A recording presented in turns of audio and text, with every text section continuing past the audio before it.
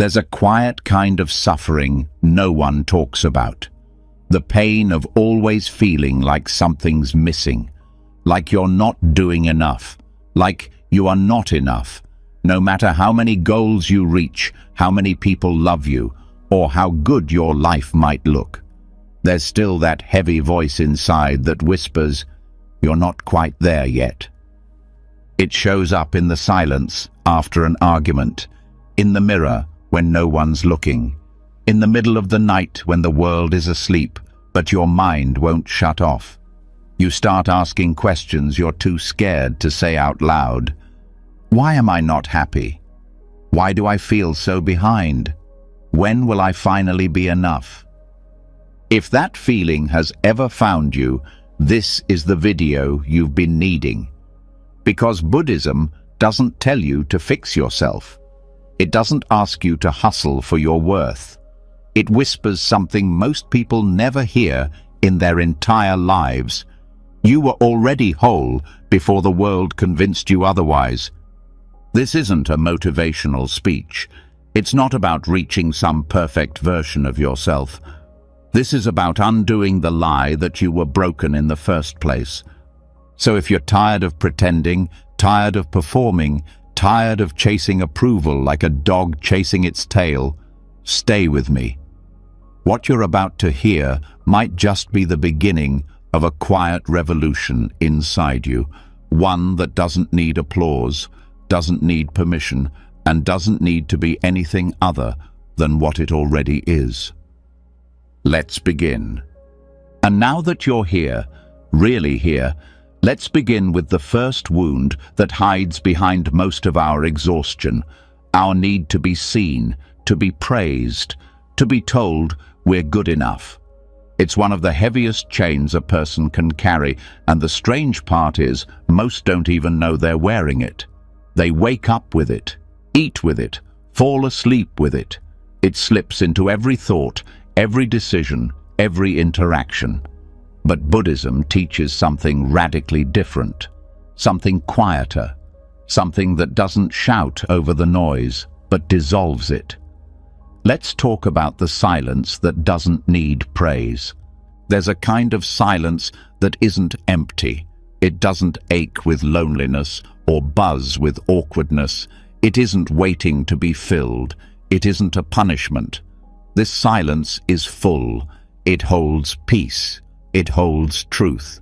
And in Buddhism, it is in this kind of silence that self-worth is found, not the loud, clapping kind of worth that comes from approval, but the kind that simply is, without conditions. Most people live like performers in a play that never ends, always trying to earn applause from someone, parents, friends, strangers, even themselves. They shape their lives into something applause-worthy. They collect compliments, like a starving person collecting breadcrumbs. But the hunger never ends. That's the tragedy. No matter how loud the applause gets, it fades. It always fades. Then comes the fear. Will they still love me if I don't keep performing? Will I still matter if I'm not impressive today? But a monk sitting under a tree with nothing but his breath and the wind knows something different. He knows the applause was never the source of peace. That validation is a sugar high. That true nourishment doesn't come from outside. It rises from silence, and not just any silence, silence without need. In Buddhist practice, this is trained gently but firmly. Through meditation, through mindfulness, through rituals stripped of performance. When you sit with your breath, no one is clapping, no one is watching. There's no gold medal at the end, just you and the moment. And that is the point. Buddhism slowly weans the heart off its addiction to praise, not by punishing it, but by showing it something better. Think about it. The Buddha attained enlightenment alone, under a tree, with no one to witness the moment. No camera, no audience, no celebration, just stillness. And yet, that stillness changed the course of history. The wisdom that arose from it has touched millions. But it wasn't born from fanfare. It was born from surrender, from letting go of the need to be seen as wise and simply being present enough to see clearly. This is hard for the modern mind to understand. We live in a time where everything is measured. Likes, views, praise, applause, grades, promotions. It becomes easy to believe that if others don't praise us, then we must not be doing enough. We must not be enough. But that belief is exactly what breaks us. Buddhism answers that illusion not with more noise, but with a quiet truth, that nothing needs to be added to the self. It's not unfinished. It's not missing parts. It just needs to be remembered beneath the distractions. There's a Buddhist saying, when the mind is silent, the whole universe surrenders.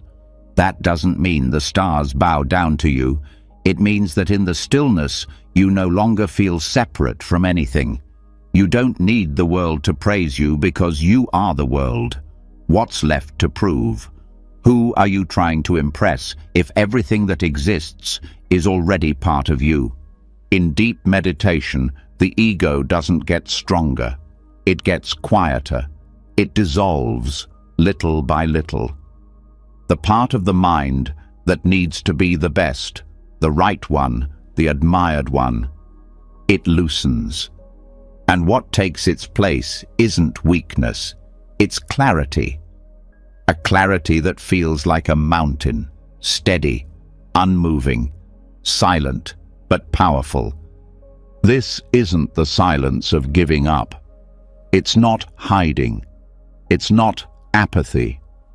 It's peace that no longer needs to be earned.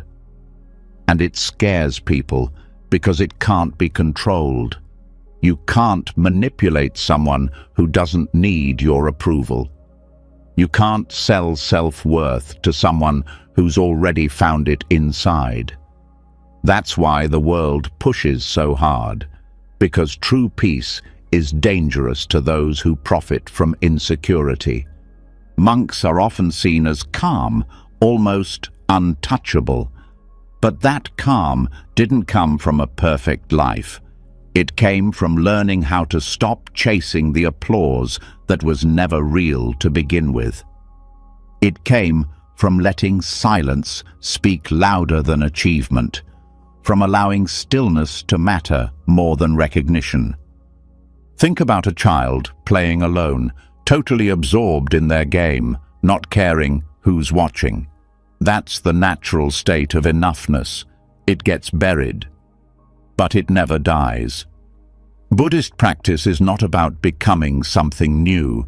It's about returning, unlearning, peeling off the layers of false value until what's left is simple, quiet, undeniable. Self-worth that's built on praise will always crack. It's made of glass. It shatters the moment someone disapproves or ignores or forgets. But self-worth that grows in silence, unseen, unpraised, is made of something stronger. It bends, it weathers storms, but it never breaks. In many monasteries, novice monks sweep the floor every morning, not for praise, not for status, but as a lesson. The dust always returns. The praise always fades. The ego always creeps back in. So, sweep again, not to impress, just to stay clean, just to stay present.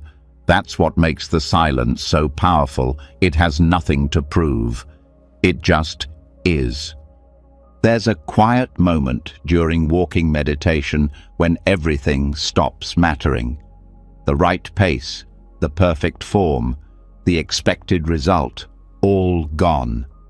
Just steps, just the sound of feet touching ground. That's it. And in that, the mind finally learns nothing needs to be added, nothing needs to be fixed. Peace isn't something earned by effort. It's found in the absence of needing effort. When monks chant, they often chant in Pali, a language no one understands anymore. And yet, they chant anyway. Because it's not about the audience, it's not about being understood or applauded. It's about rhythm, breath, presence. That is the lesson.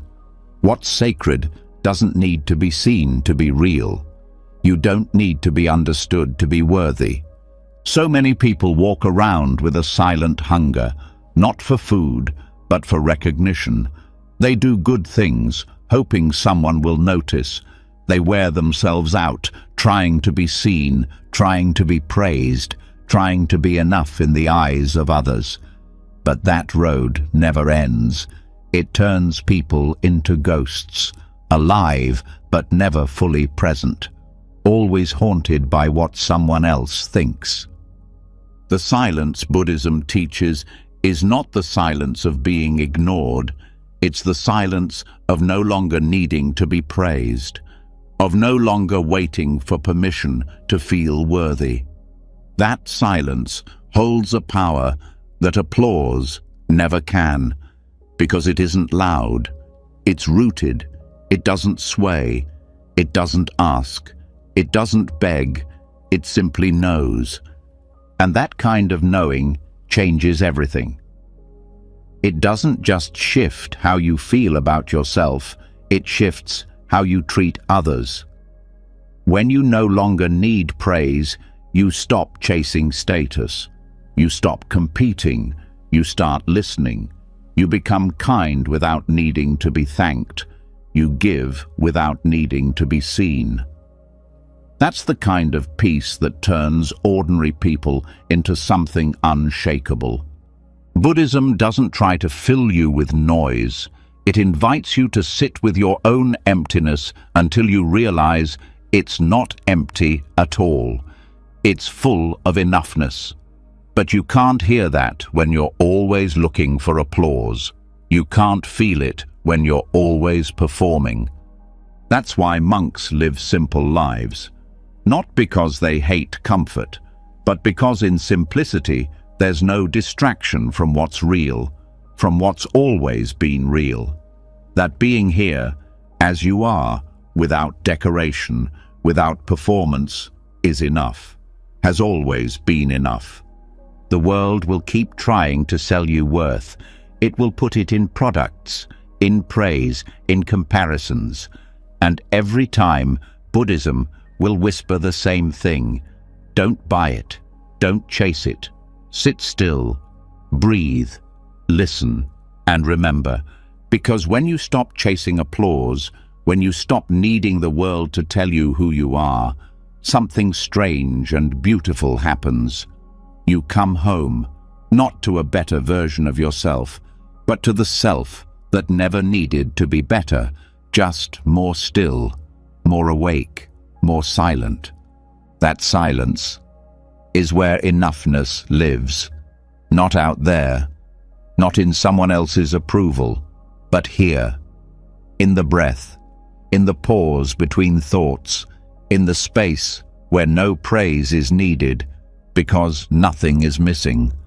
And now that the noise has begun to fade, let's keep walking this path, one step deeper, one breath softer, because the next truth waiting for you may be the one that finally breaks the mirror.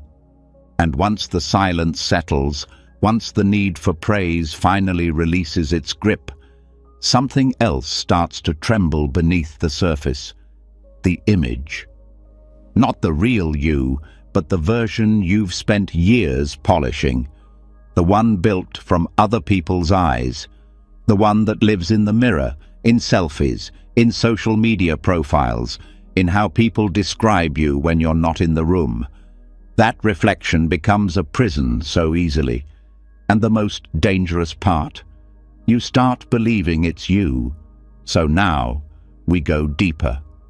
Not into stillness this time, but into clarity, the kind of clarity that only arrives when you stop believing in the mirror. There's a quiet grief in realizing that you've mistaken a reflection for a self, that every smile you adjusted, every pose you corrected, every opinion you adopted just to be more acceptable, was all for a version of you that never truly existed. Not really. It was always just an image, a surface, a projection. Buddhism calls this mistaken identity a form of clinging, grasping onto form, to labels, to masks. The Buddha taught that suffering arises from attachment, and nowhere is this more painfully obvious than in our attachment to who we think we are. That tight grip on the roles we play, daughter, son, achiever, failure, attractive, unwanted, clever, broken. These identities feel like solid ground, but the moment you need them to feel whole, you've already lost the ground beneath your feet. The mirror lies, but it lies in a sweet voice. It flatters sometimes. It praises. It tells you you're good, but only if you look a certain way, only if you sound a certain way, only if you act the way others want you to. That kind of praise is poison dipped in sugar, and we drink it because we're thirsty for belonging. But that sugar wears off fast. Then comes the crash, the shame, the fear, the doubt. That's the trap. Buddhism doesn't fix the mirror. It doesn't help you build a better version of the image. It asks you to stop looking, to turn away. Because the real you, the awareness behind your eyes, has no shape, no color, no name. It cannot be captured by a reflection. The teachings say that identity is like a dream, real enough while it lasts, but it dissolves the moment you wake up. And yet, most people live asleep. They fight to defend a dream self, decorate it, improve it, protect it from cracks. But it still vanishes every night when they close their eyes. Still disappears with every passing year as age steals the hair, the skin, the charm, the wit. What remains?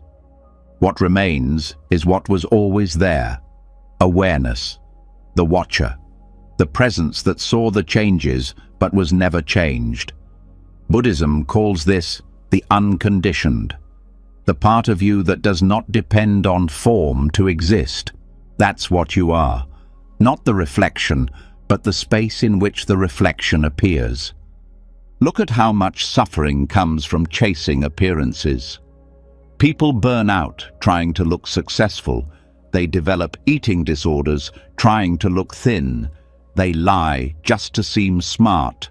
Fake happiness just to seem stable. But what if there's nothing wrong with not being impressive? What if the only real damage comes from pretending to be more than human? This is why in Buddhist monasteries, mirrors are rare. Not because monks are against self-care, but because they understand the danger of mistaking the outer frame for the inner truth. A monk may wear the same robe every day for 20 years, and yet his peace deepens because it's not found in what changes, it's found in what doesn't.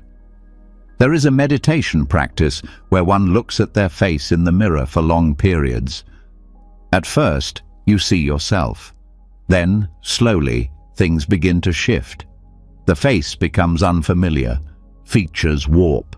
You start to feel like a stranger is staring back. That's not a trick of the eyes, it's a glimpse of truth. Because the person you see isn't fixed. It never was. It's a temporary arrangement of flesh and story, one breath away from disappearing. When you're no longer obsessed with the reflection, something surprising happens. You feel free. Free from having to prove yourself. Free from the pressure to maintain an image. You can laugh without checking if your teeth are perfect. You can cry without worrying if someone thinks you're weak. You can speak without rehearsing.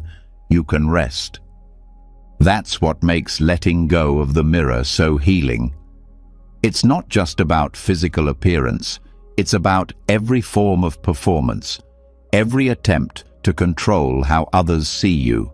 Because the moment you try to control that, you've given them power over your peace, and that power is too sacred to give away. A Buddhist master once said, "The true face is the one you had before your parents were born." That sounds strange until you feel it. It means the essence of you existed before the world handed you a name, a gender, a role, a story. You existed before the costume, before the mirrors, and you'll exist after them too. In the Zen tradition, there's a saying, "When you meet the Buddha on the road, kill him." It shocks people, but it's not literal. It means that even the idea of the perfect being is a trap. If you think you need to become the Buddha by copying the image of one, you've missed the point. The goal isn't to look enlightened, it's to see through the illusion of needing to become anything at all. In modern life, mirrors are everywhere, not just on walls, but in screens, in comments, in comparisons. Every social media platform is a gallery of mirrors, and most people are stuck inside them, like a hall of warped reflections, trying to find one that finally makes them feel good enough. But Buddhism asks, why are you looking outward to find what's already inside? When you stop chasing the reflection, the energy that went into performance flows into presence. You become real again, not polished, not perfect, just real. And that realness carries a weightlessness you forgot was possible. You don't have to prove anything anymore. You just live. Speak when there's something to say. Be quiet when there's not. Smile when the heart moves. Rest when the body asks. No extra layers, no costume changes, no audience. And even when you make mistakes, which you will, you don't fall apart. Because your worth was never tied to your image. It was never built on flawless behavior or constant beauty. You were never the reflection. So the cracks no longer scare you. They remind you you're not the mirror. You never were. This is why monks laugh easily, why their presence feels light. Because they don't walk around defending a fragile identity. They don't need to. Their peace isn't held together by compliments. Their worth doesn't rise or fall with appearances. It flows from a deeper place. The place that doesn't move when life changes. The place that stays whole even when everything else falls apart. To reach that place doesn't require becoming someone else. It requires subtracting, unlearning, dropping the filters, turning away from the glass, and trusting that what you find underneath all that noise is already enough, already complete. So the next time you look in the mirror, pause. Don't rush to judge. Don't reach to fix. Just look. Then look behind the eyes, behind the smile, behind the features. See what's looking. That's you. Not the face, not the expression, not the reputation, not the name. Just the seeing itself. That's the part Buddhism speaks to. That's the part that doesn't age, doesn't perform, doesn't need makeup or awards or followers. It just is. And the more time you spend there, the less interest you'll have in impressing anyone ever again. Because why chase a reflection when you could rest in what's real?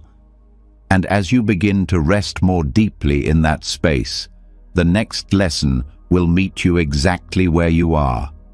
Not in what you wear or what you do, but in what you already are, even in silence, even in rags. And once the mirror cracks and you stop chasing the image, something else starts to lose its grip too. The need to look important, to dress your life in achievement, to decorate yourself in symbols, roles, and labels just to feel valid. But once the reflection loses its power, so do the costumes. Now we step into one of the deepest teachings of monastic life, a truth so simple it often gets overlooked. What you wear, what title you carry, what others call you, it never made you more worthy. So let's walk into the lesson of the robe that doesn't add worth. In Buddhist monasteries across the world, robes are the same color, same shape, same texture. Senior monks and beginners wear nearly the same thing. There's no glitter, no gold embroidery to say, this one is holier. The robe doesn't make the monk, the silence does, the humility does, the practice does. And even those are not about status, they're about returning. But in the outside world, things work differently. People wear power, they wear wealth, they wear respectability, and often they believe it. A job title becomes the new name. A designer label becomes proof of importance. A degree becomes identity. But this is just a more expensive costume, different from childhood dress-up games, only in price. Still just fabric. Monastic tradition teaches this through simplicity. When a monk receives a robe, it's not to elevate them, it's to strip down what no longer serves. In fact, some monasteries dye old funeral shrouds to make new robes, literally taking symbols of death and turning them into the clothing of awakening. It's not morbid, it's clarity, because what you wear to cover your body cannot cover your truth, and it certainly cannot add to it. You were not born with a name tag, or a bank account, or a resume. You were born as being, breathing, pure awareness. Then came the world, and the world brought its uniforms. It said, put this on and people will like you more. Put that on and you'll be respected. Wear this and you'll matter. So you did. And sometimes it worked, until it didn't, because the robe doesn't last. And when it fades, people panic. Who am I now that I've lost the job, the partner, the title, the youth? That fear comes from forgetting the robe was never you. You never needed it. The value was never in the cloth. It was in the person under it. The same is true for any role. Being called doctor doesn't make a heart wise. Wearing a priest's collar doesn't guarantee compassion. Even the Buddha rejected worship when people tried to deify him. He said, I am awake, not I am above you. The robe was only ever a reminder, not a crown. This is why some monks sweep leaves, why they cook, why they clean toilets, to remind themselves that their worth is not in status, not in how high they sit during ceremony, not in how many students they teach. It's in how empty they've become of ego, how little they cling to being special. And this, ironically, is where true dignity comes from not needing dignity at all, from being so grounded, so inwardly full that no recognition is needed, no robe, no rank, just presence. But this doesn't mean rejecting success or pretending titles don't exist. It means not confusing them with essence. You can wear the suit, sign the deal, carry the degree. Just don't think it makes you more real than someone who sweeps floors. Don't forget the robe is temporary. What it covers is eternal. So many people get lost in comparison because they think someone else's title means they're worth more.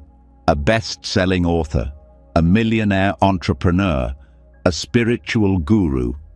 But underneath the robe of reputation, every being still bleeds, still breathes, still breaks, and still heals. In Buddhist texts, even celestial beings, devas, gods, are said to envy human life. Why? Because only in human form can awakening happen, not as a king, not as a god, as a human, with skin that ages, with roles that fade. That is the perfect condition for waking up, because nothing can hide the truth here, not for long. In the Theravada tradition, there is a practice called tudong, where monks leave the monastery and wander with nothing but their robes and a bowl. They rely on generosity to survive, not because they can't work, but because the practice forces them to drop pride, to stop thinking, "I am someone." They walk, they eat what's given, they sleep under trees, and in that stripping down, something powerful happens. The person who thought they were a title disappears. What remains is presence.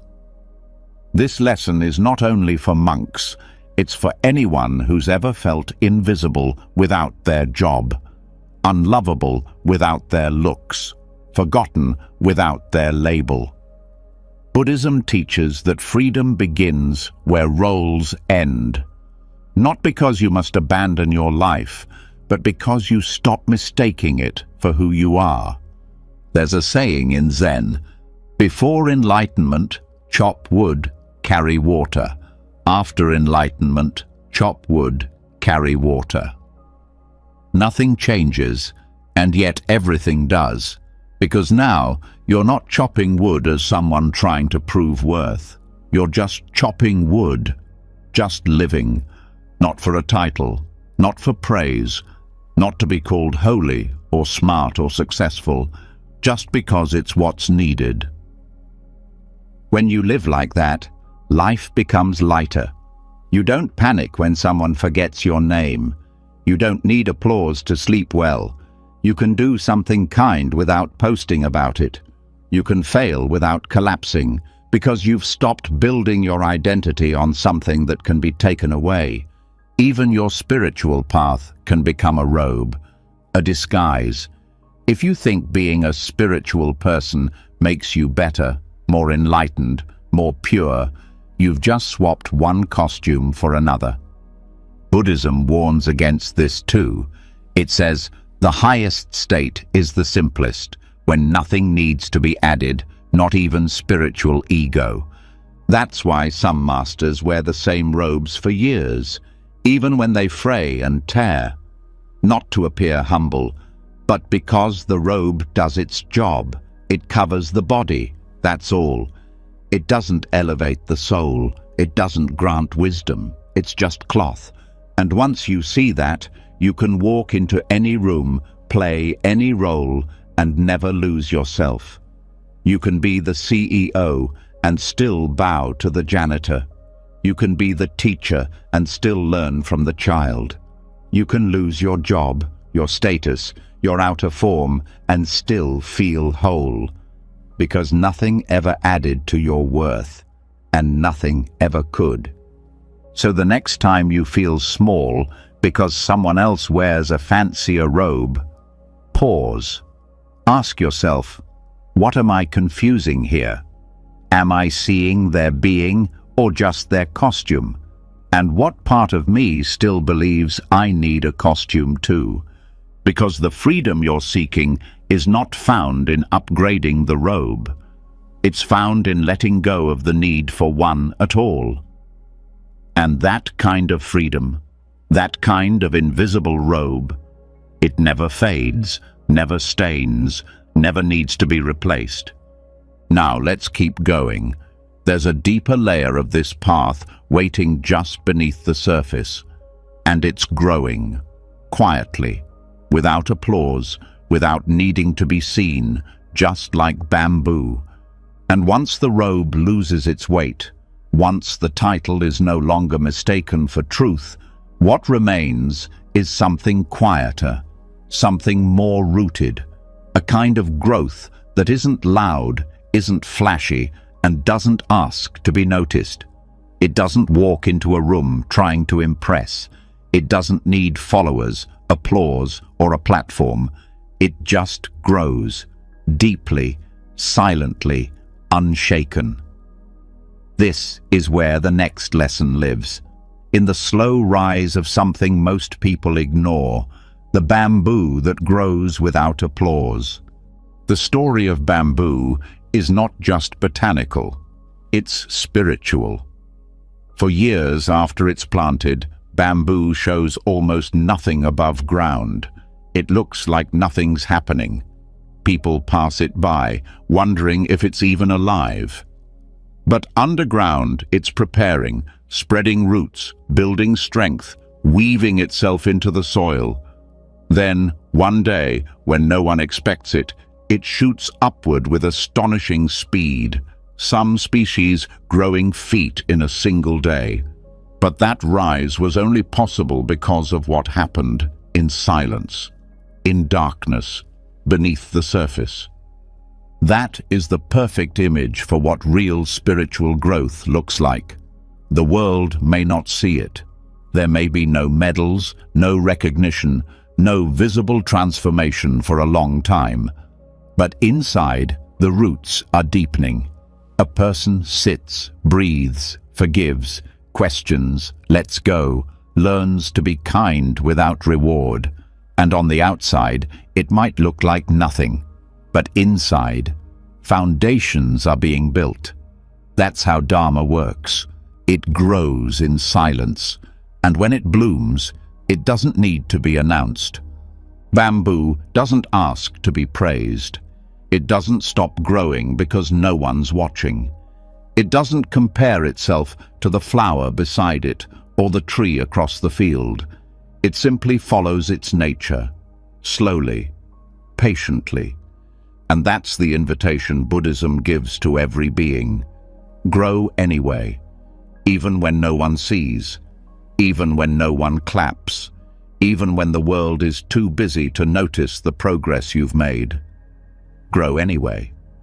One of the core teachings in Buddhist thought is that craving leads to suffering, and craving for recognition is one of the deepest cravings of all. It's subtle. It hides behind good deeds, accomplishments, wisdom, even spiritual practice. The ego whispers, "Be good so they notice, be wise so they admire, be kind so they'll thank you." And without even realizing, people become trapped in a cycle, doing the right things, not for truth, but for credit. But the bamboo doesn't care who sees it. And that's why it's strong. That's why it bends in storms, but never breaks. Because it doesn't grow for the spotlight. It grows for the root. In the Dhammapada, one of the earliest collections of the Buddha's words, there is a verse that says, "As a solid rock is not shaken by the wind, so the wise are not moved by praise or blame." That's bamboo. Flexible, but grounded. It doesn't rise just because it's time to impress. It rises when it's ready. It rises after years of unseen discipline. And when it does, it needs no explanation. This is why some of the most awakened people go unnoticed. They don't wear their wisdom. They don't seek followers. Their peace isn't loud. It's woven into their presence, their silence, their way of seeing the world. They might be a gardener, a janitor, a school teacher, a stranger on a bench. No fanfare, no titles, but their roots are deep. Their growth was earned in private. They are bamboo. This growth doesn't come from reading quotes or collecting teachings. It comes from practice, real, steady, daily work. Breathing through pain, letting go when it hurts, being kind when it's not easy, accepting what can't be changed, showing up again and again, even when it feels like no progress is being made. In Buddhist monasteries, monks chant the same verses every day, not to be original, not to entertain, but because repetition deepens the roots. It's not about novelty, it's about rhythm, commitment, alignment with truth. And just like bamboo, that repetition slowly builds strength, not the kind that dominates, but the kind that endures. There's something humbling about watching someone grow in silence. Someone who used to react now listens. Someone who once clung now lets go. Someone who was once angry now offers patience. And when you ask them how they changed, they often can't give you a dramatic answer, because the change didn't happen all at once. It happened slowly, day by day, root by root. Bamboo also teaches something else: emptiness. If you cut open a stalk of bamboo, you find it's hollow. That hollow space is not a flaw. It's what gives bamboo its flexibility, its ability to sway with the wind, to move without snapping, to grow without becoming rigid. In Mahayana Buddhism, emptiness, or shunyata, is seen not as nothingness, but as openness. Space, the absence of ego, the absence of fixed self. And this is where the metaphor deepens. A person who grows without applause also grows without ego. They become light, resilient, not inflated with pride, not frozen by insecurity.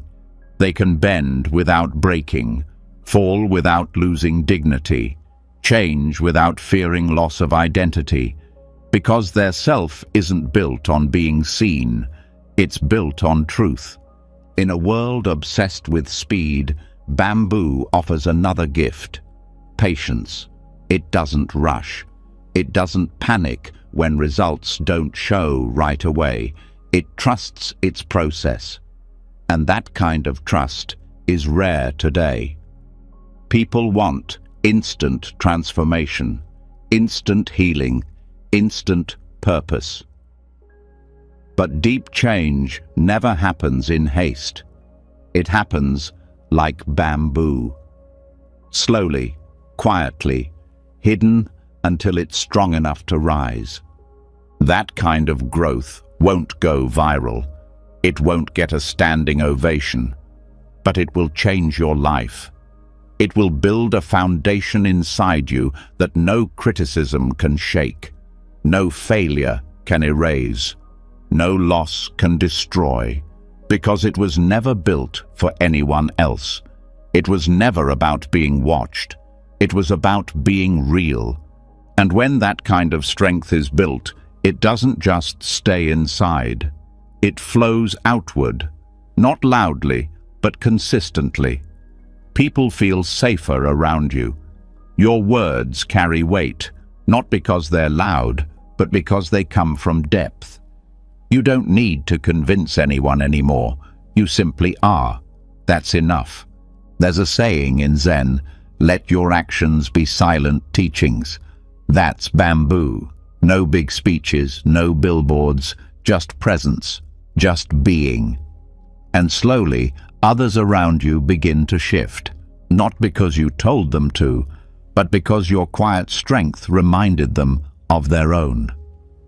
This is the invitation Buddhism gives. Grow without noise. Cultivate depth without needing display. Let your roots be deeper than your branches are visible. Let your peace be anchored in something no one else can see or steal. And when you feel tired, when it feels like you're making no progress, like nothing is changing, remember the bamboo. Remember the years spent underground. Remember that the strongest beings often go unnoticed, until one day they rise, and they rise with grace, not ego, with stillness, not performance, with emptiness that holds everything. So keep going, keep practicing, Keep growing in silence, because the Dharma isn't a spotlight, it's a seed. And the most beautiful lives don't bloom for the applause. They bloom because they were always meant to. And once the bamboo has risen, silent and steady, something deeper begins to loosen, an old shadow carried by almost everyone. The belief that mistakes define a person, that the past holds permanent weight, that certain choices, certain regrets, are too heavy to ever fully leave behind. But Buddhism teaches otherwise. It teaches that the weight is not in the past, it's in the clinging to it. Now we step into one of the most misunderstood truths of the path. You are not the karma you were given. There's a pain that doesn't scream, but it shapes lives. The pain of believing that what's been done to you or by you seals your fate. Some carry shame for years, thinking it proves they are honest. Others carry guilt like it's a badge of maturity. Some hold resentment as if it keeps them safe. And all of it, every drop, becomes a story about who they are. But early Buddhist teachings show something completely different.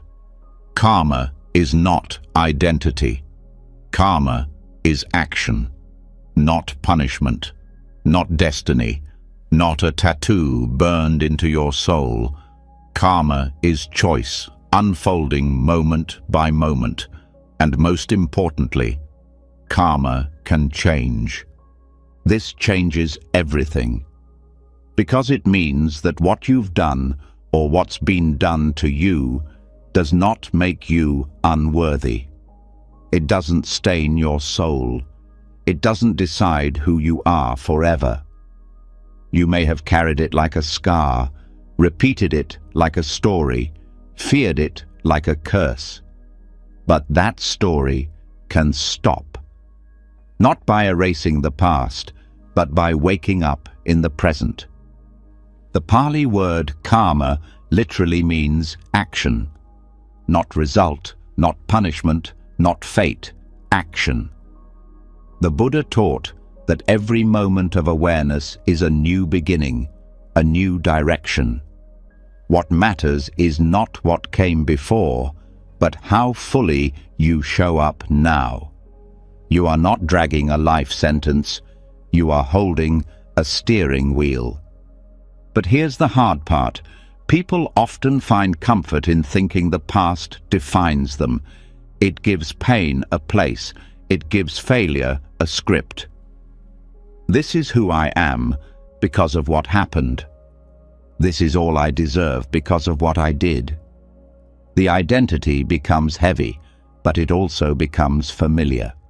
And Buddhism gently, persistently breaks that illusion apart. You are not your memories. You are not your worst day. You are not the harm others projected onto you. You are not the harm you once caused in ignorance. You are the awareness seeing it all now. The ability to choose differently today, that's who you are. Not the echoes, not the bruises, not the regrets. The Buddha didn't teach perfection. He taught liberation through understanding. He didn't say, become flawless. He said, see clearly. And what you'll see when you look with clear eyes is this: no karma is final. No past has the authority to define your present unless you give it permission.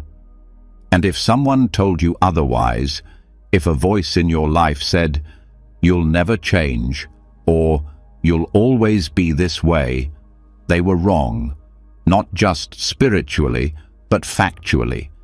Because even the most basic teachings in Buddhist psychology show that the mind is always changing.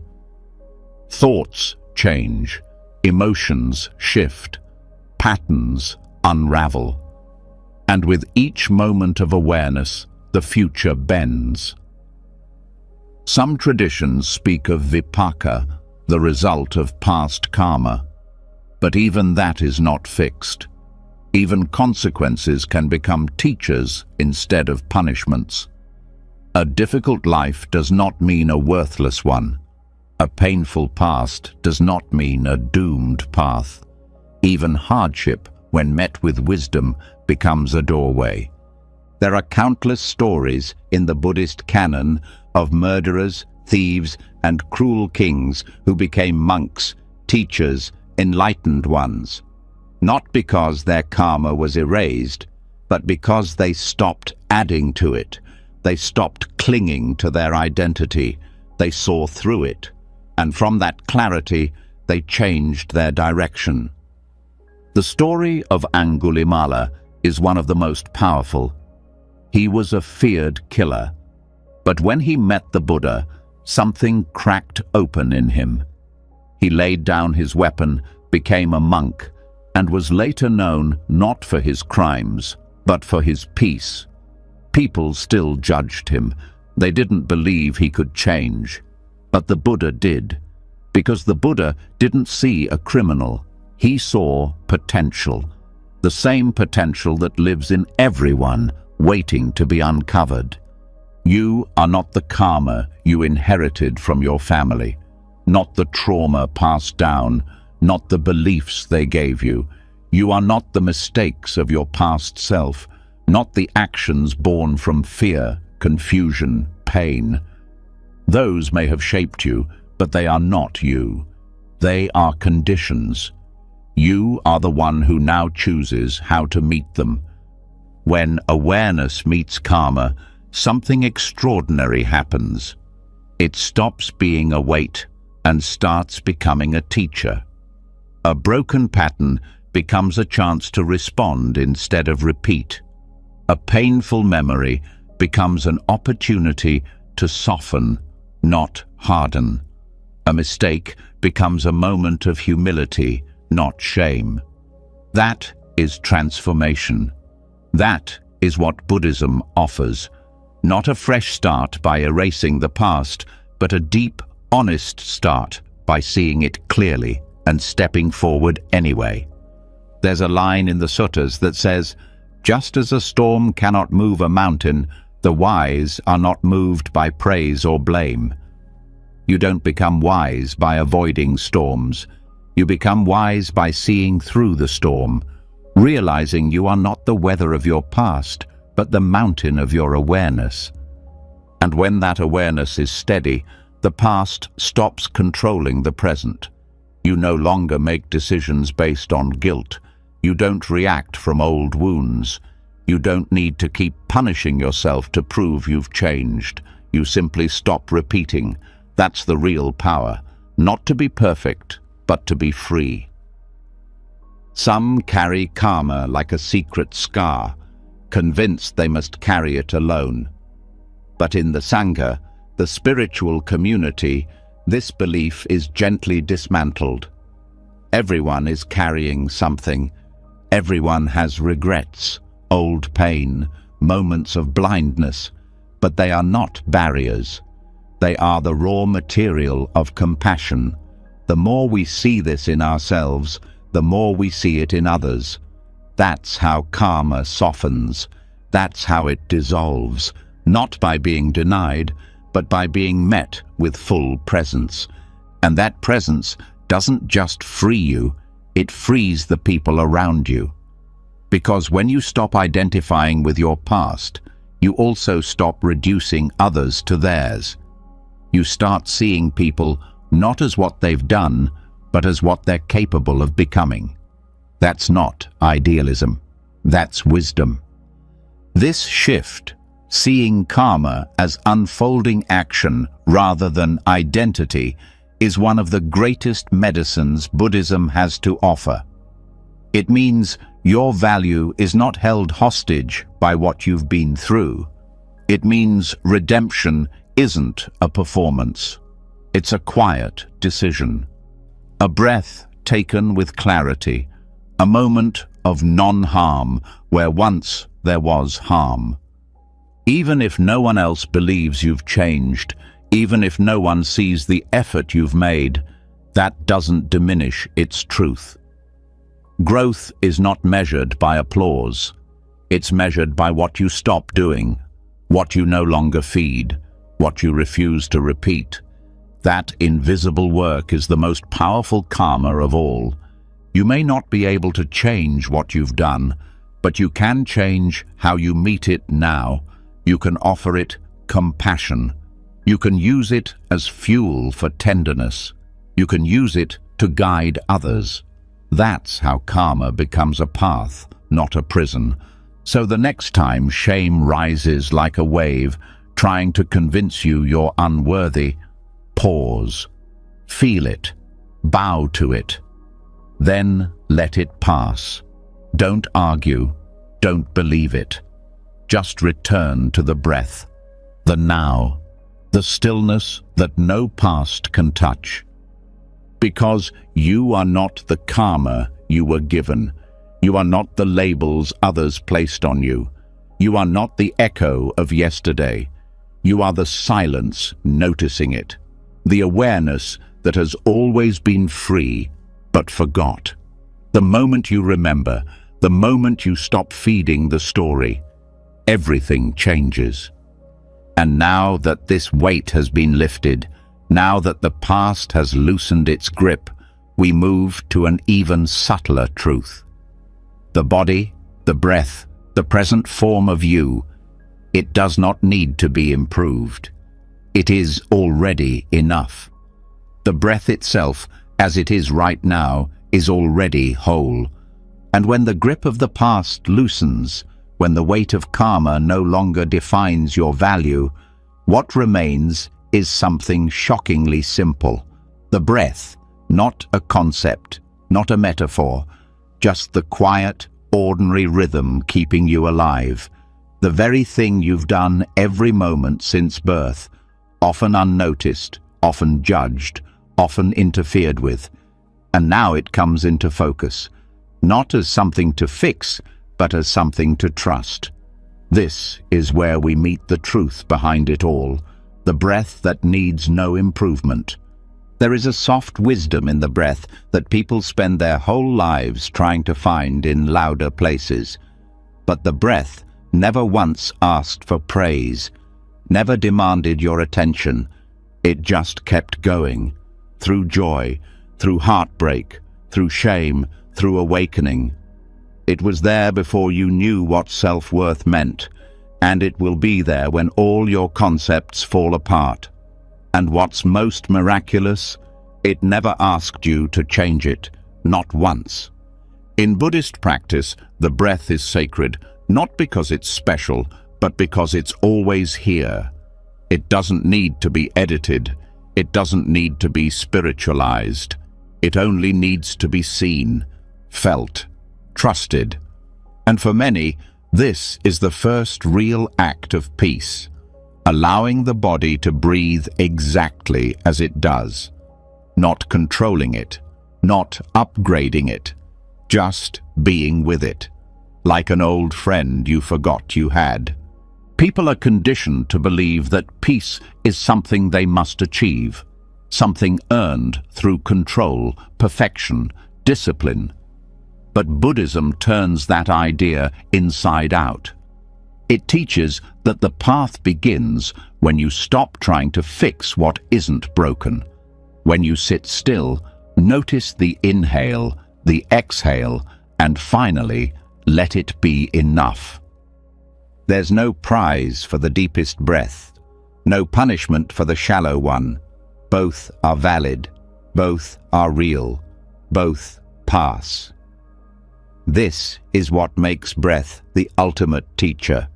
It reflects the truth of impermanence, of sufficiency, of effortless being. And in that reflection, the idea that you must become worthy starts to collapse. The body doesn't require your criticism. The breath doesn't need your approval. Your chest rises and falls, not because you deserve it, but because life decided you should still be here. You don't earn each breath with your performance. You receive it as a gift. And once that truth lands in the heart, even the most anxious mind begins to soften. Breathing has always been the most intimate experience of presence. It happens before thought, beneath thought, beyond thought, and it never lies. A calm breath doesn't fake peace. A shaky breath doesn't pretend. It simply reflects. It shows you what is. And in Buddhism, that honesty is everything. To meet the breath as it is, without changing it, is to meet yourself without judgment. Meditation is often misunderstood. People think they need to force the breath into stillness, to breathe like a monk, to quiet the body as if it were misbehaving. But that approach only creates more tension. The breath is not a tool to beat yourself into silence. It's a doorway to acceptance. It's the only thing you need to return to over and over. And with each return, the idea that you are not enough starts to fade. In the Anapanasati Sutta, the Buddha taught mindfulness of breathing not as a technique for the elite, but as a homecoming, a refuge, a way to train the mind without violence. The breath doesn't argue. It doesn't resist. It receives attention with open arms. Whether you're crying or laughing, broken or blooming, it stays. It adapts. It doesn't judge your emotional weather, it simply moves. Think of how often the body has been blamed for not looking a certain way, for not aging slower, for reacting to stress, for needing rest. And yet, the breath remains faithful. It doesn't stop because you're upset. It doesn't hold back because you're ungrateful. It keeps going. That's what makes it holy. And the most profound part, you don't need to understand anything to be with it. No doctrine, no philosophy, no experience. You just sit and feel and let it be. And in doing so, you begin to feel the truth that Buddhist practice points to. Being alive is already enough. The breath is the anti-perfection. It doesn't strive. It doesn't seek. It doesn't compete. It just flows. This is the lesson the world has forgotten. In a culture that teaches endless self-improvement, the breath teaches self-permission. Permission to be flawed, to be unfinished, to be human. Not tomorrow, not when healed, now. And this isn't passivity. It's not about giving up. It's about starting from peace instead of chasing it. You don't have to change your breath to be present. You don't have to upgrade your emotions to be spiritual. You just have to return, again and again. And in that return, the war inside ends. In monastic life, there are entire days dedicated to breath awareness, not as a retreat, but as a discipline of gentleness, a commitment to not pushing, a vow to stop running. And in that space, monks discover something revolutionary. The body is not an obstacle, it's a teacher, not because it's perfect, but because it's alive. Every exhale is a letting go. Every inhale is a receiving. Nothing is hoarded. Nothing is forced. That's what makes the breath a model of generosity, a model of trust. It gives and releases with no resistance. And slowly, by watching it, the heart begins to learn how to do the same. You don't need to fix your breath before it can heal you. You don't need to control it for it to guide you. You just need to stop fighting it. And in that surrender, peace emerges. Not as a reward, but as your original state, rediscovered. Many people have been told their bodies are not good enough, not strong enough, not beautiful enough, not calm enough. But Buddhism doesn't see it that way. It teaches that the body, just as it is the vehicle to awakening, not in spite of its imperfections, but because of them. The breath reminds you that life is not a performance. It's a rhythm. And every time you return to it, without manipulation, you step out of your mind and into the present. And the present is always enough. That's not a poetic line. It's a truth that can be touched, felt, breathed. When your breath shortens in fear, it's not failing, it's informing. When it deepens in calm, it's not boasting, it's reflecting. When it's ragged, restless, uneven, it's still worthy. And so are you. That is the gift of this lesson. To meet your breath like a friend, you no longer need to impress. There is no enlightenment that ignores the body. There is no awakening that bypasses the breath. The path begins and ends right here. In the inhale that needs no upgrade. In the exhale that asks nothing in return. In the space between that contains everything, including you. So, as you sit, or lie, or walk, let the breath be your anchor. Let it teach you how to stay, how to soften, how to be with yourself without needing to earn your own presence. That is the quiet revolution Buddhism offers, to breathe as you are and to know that is enough. And once the breath is seen as complete, once the body no longer needs to be improved for peace to exist, another illusion begins to collapse. The idea that pain, failure, self-doubt, or even the belief of being not enough is somehow permanent. But permanence in Buddhism is the grandest lie of all, because now we step into the vast truth that breaks every chain and fear the mind clings to. This is where it becomes clear. Samsara never had the final word. Samsara is not a place. It's not hellfire or punishment or even an external force. It is the endless cycle of grasping, becoming, resisting, and forgetting. The constant birth and death of moods, identities, dreams, and wounds. It is the loop of believing that what hurts now will always hurt. That who we are in our lowest moment is who we must always be. And this illusion is not just exhausting, it's cruel. But the moment it's seen clearly, the entire shape of life begins to shift. Buddhist cosmology is full of stories about beings rising and falling through realms, not because they are doomed, but because their minds change. One day a god, the next a hungry ghost, the next a human seeking truth.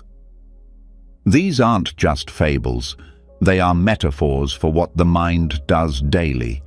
You wake up joyful, collapse by noon, rise again by evening. Your sense of self dies and is reborn 1,000 times a week. And yet, somewhere inside, you still believe you're stuck. But you're not. Not in the feeling, not in the label, not in the version of yourself that once struggled to breathe through shame. Because no identity lasts, no suffering is eternal. No karma locks the doors forever. What keeps the wheel of samsara spinning is not fate, it's attachment. The refusal to let the moment pass, the clinging to what should be, the resistance to what is. And once that clinging is loosened, samsara loses its grip. This is why the Buddha didn't talk about fixing life. He talked about waking up from it, seeing it for what it is, a dream of permanence built on ever-shifting ground. The body changes, the mind changes, the seasons change, even your worst habits shift with enough awareness. So why would not being enough be the one thing that stays? The truth is, it never stayed. It only returned because it was fed with thought, with memory, with repetition. But it is not who you are. It's a visitor. Samsara is full of visitors. Some carry shame, some carry pride, some carry despair. But they all come to pass. They all dissolve the moment presence returns. That's why, in Buddhist practice, nothing is labeled as forever. Even enlightenment is not seen as a fixed status. It is a living, breathing awareness that must be maintained. Just like breath, just like kindness, just like letting go. You don't arrive and stop. You remain awake by continuing to release. This is why the lie of not being enough can never be true, because it is based on a frozen image of yourself, and nothing in life is frozen. You've already changed since this sentence began. The mind moved, the breath shifted, awareness flickered. What you were 5 minutes ago no longer exists. That means you are not stuck. You never were. And that truth alone is liberating. The worst moment of your life is not your identity. The most broken version of you is not your core. They are pages in a story, not the final line. Samsara is a wheel, yes, but every wheel turns. Nothing stays at the bottom, not forever.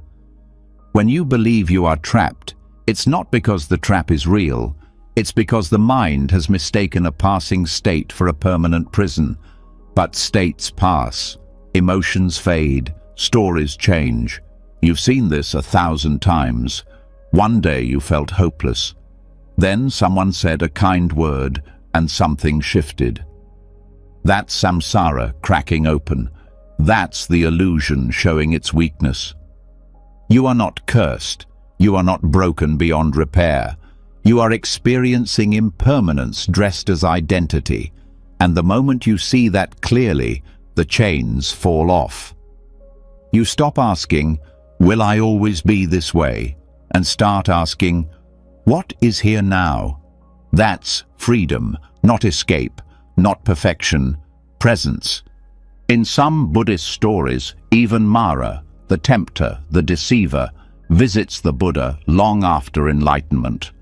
But the Buddha doesn't run. He doesn't panic. He says, "I see you, Mara," and Mara leaves. That is how samsara ends, not by erasing pain, but by seeing it and no longer identifying with it. You don't need to wait for a future version of yourself to be free. The opportunity is here, in this breath, in this second, because the cycle only spins when you push it. And if you stop pushing, even for a moment, it pauses.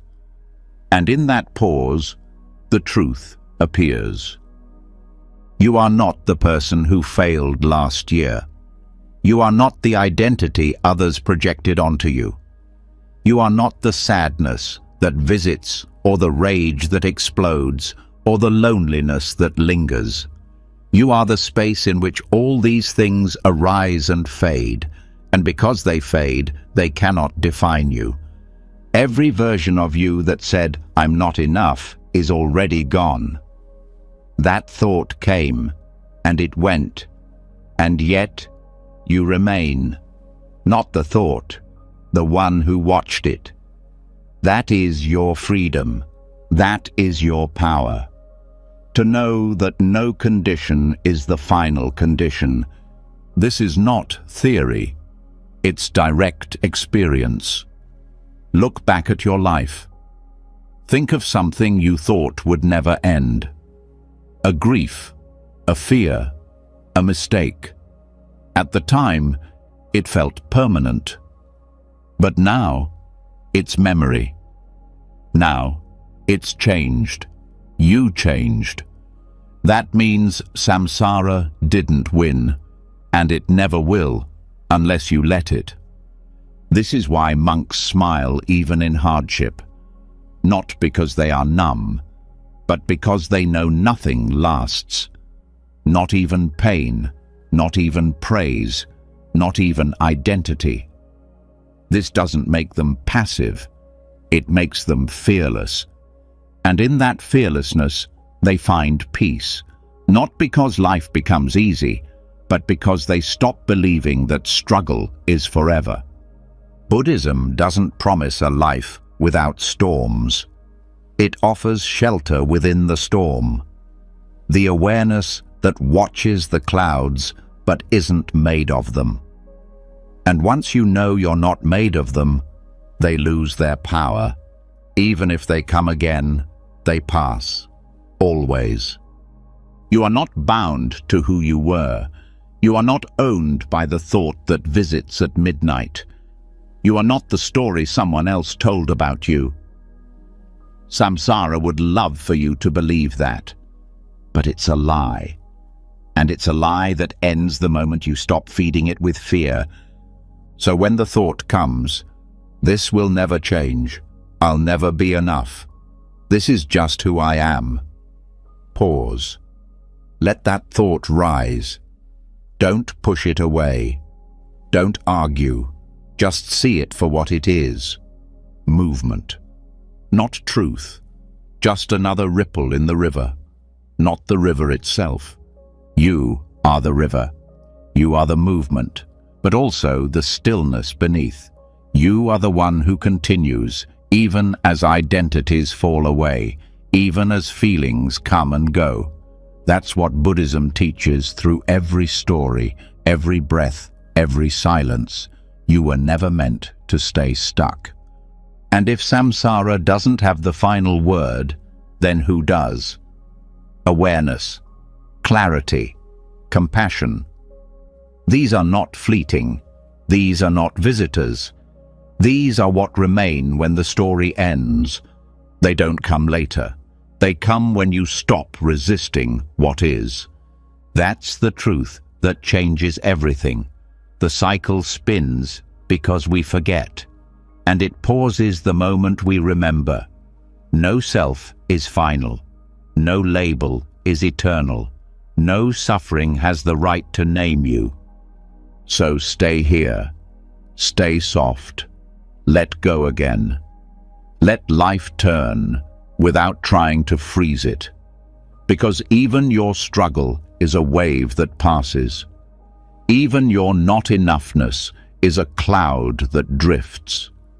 You don't need to outrun it.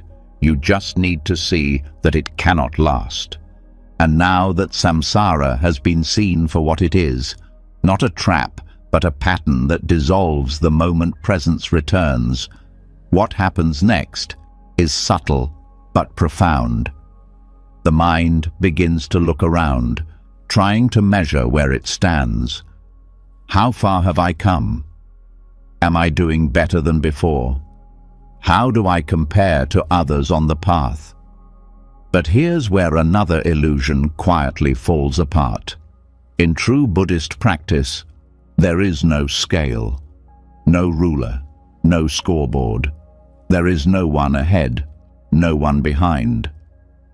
Because awakening is not a competition, and worth cannot be measured. This is one of the most radical truths in the Dharma, and also one of the hardest to accept, especially in a world that grades everything. From childhood, people are taught that progress means getting ahead. That growth is only real if it looks better than someone else's.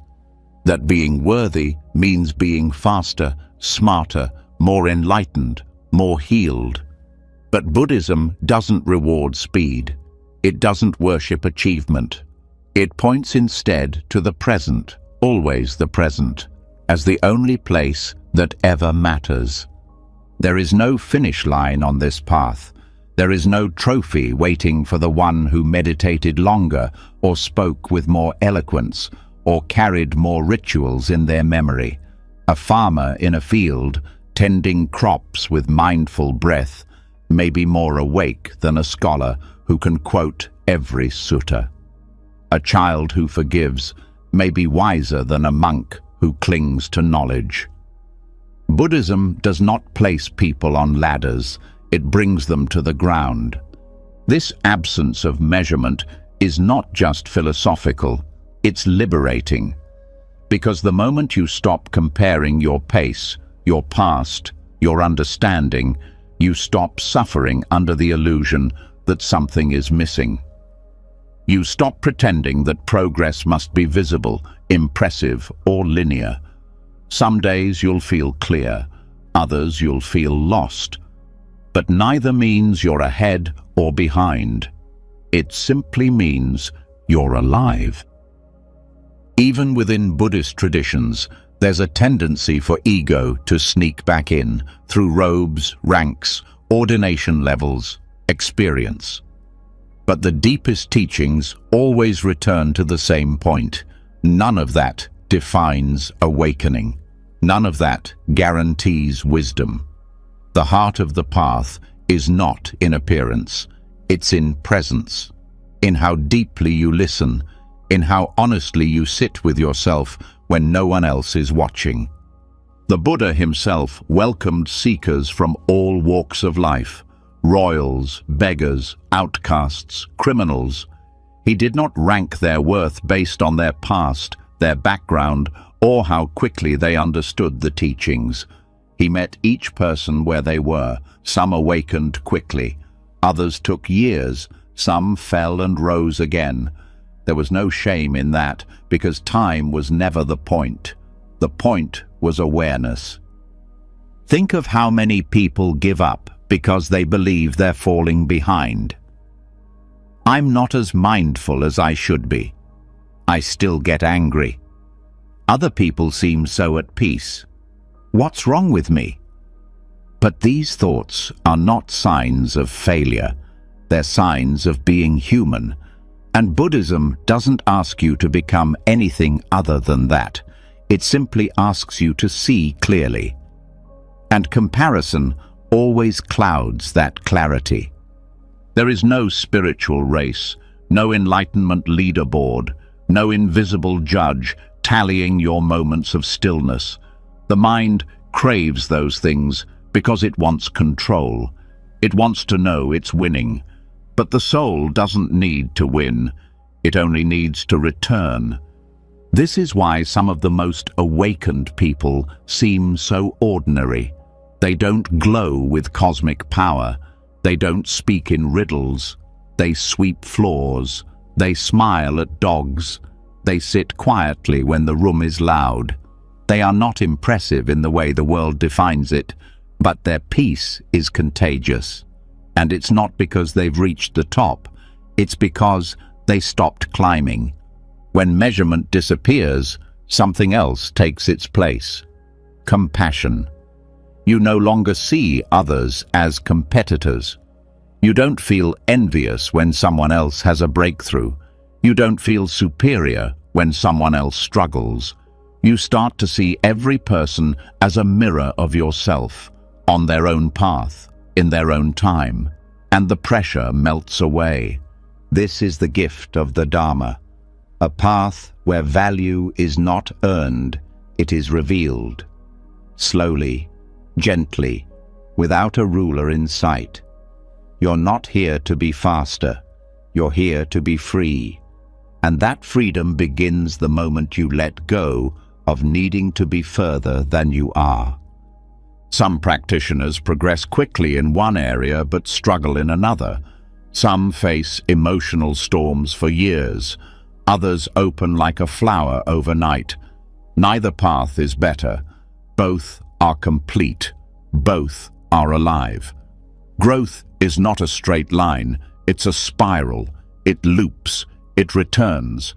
It unfolds like a lotus, petal by petal, at its own pace. Even the idea of being on the path is a metaphor. In truth, there's nowhere to go, no destination, just deeper presence, just more honesty, just more softening.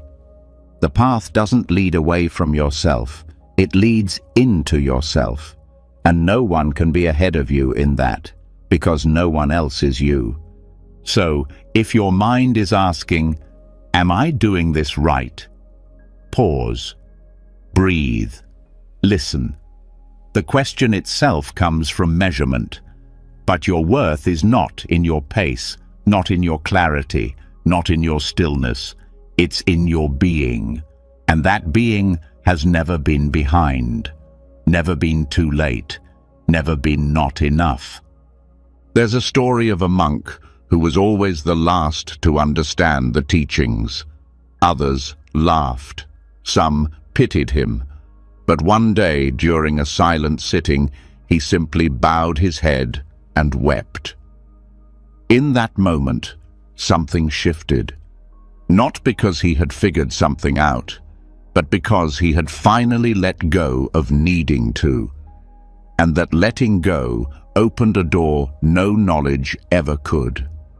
This is the wisdom behind the absence of measurement. The moment you stop trying to prove your worth, it begins to shine on its own.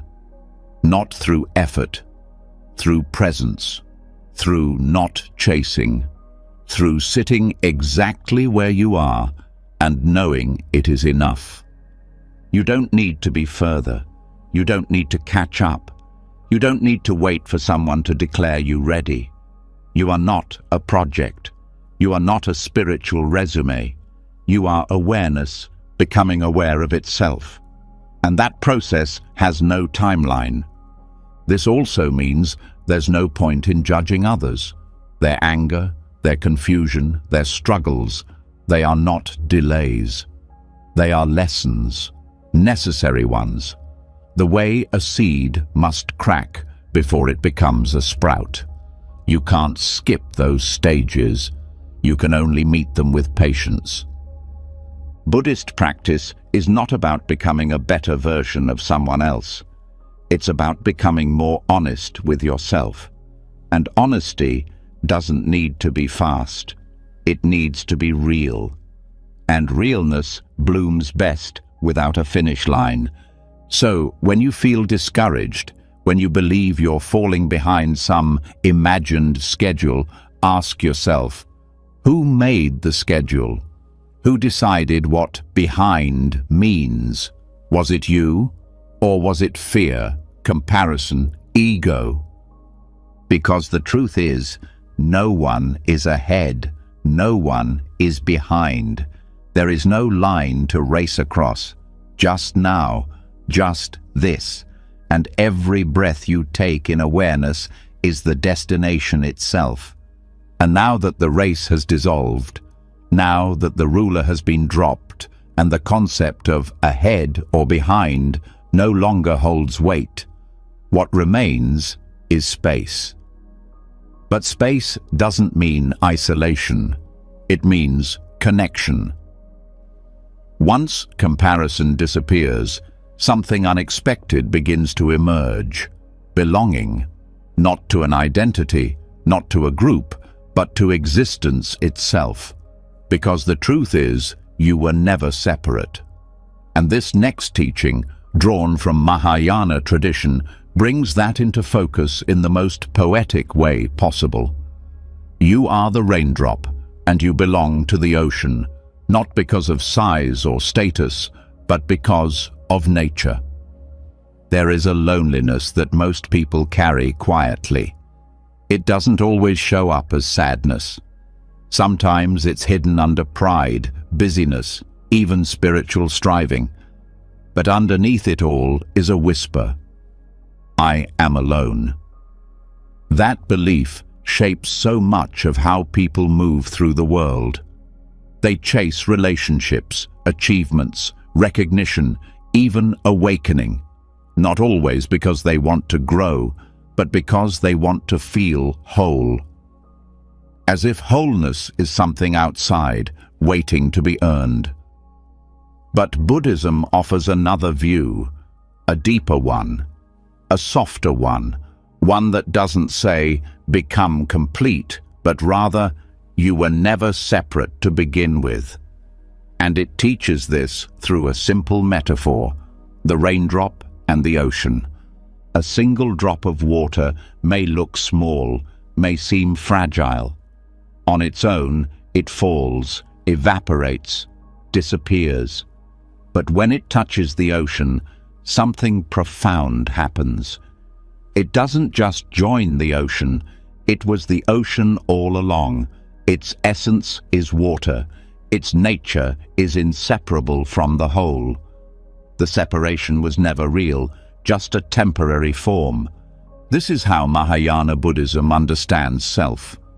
Not as a sealed container, but as a wave in a larger body. You are not isolated consciousness. You are consciousness moving through one particular shape for a moment. And when that moment ends, the shape changes, but the essence remains. There was no beginning, no end, just flow. And that changes everything, because if separation was an illusion, then so is unworthiness, so is loneliness, so is the belief that you must earn your place in this world. The raindrop doesn't earn the ocean. It belongs because of what it is. In meditation, this is not just a concept. It's something that can be felt. There are moments when the boundary between self and other disappears, when the breath feels like the wind, when your sadness feels like the earth's grief, when someone else's joy stirs something in you as if it were your own. That's not imagination, that's remembrance, that's your original state peeking through. This is why compassion is so central in Mahayana teachings. Because when you no longer see yourself as separate, harming another becomes unthinkable. Their pain is not distant, their fear is not foreign. It echoes in your bones, and so kindness stops being a moral rule. It becomes the most natural thing in the world, like the ocean caring for its waves. The delusion of separation creates all kinds of suffering. It fuels comparison, jealousy, self-doubt, even hatred. But all of these collapse the moment unity is seen clearly, and it's not a philosophical unity. It's not a group identity. It's the felt sense that no part of life is disconnected from life. Think of how rivers run to the sea. They may travel through different lands, carry different sediments, carve different valleys, but the destination is the same. Not because they are forced to merge, but because they were always pulled by the same gravity. That's what existence does. It gathers, it returns, it dissolves difference without denying uniqueness. You are not less because you are one drop. You are the ocean in a single note, not a fragment, a full expression. And when that sinks in, you stop grasping for confirmation. You stop needing people to see you a certain way, because you realize they are you, looking back through a different lens.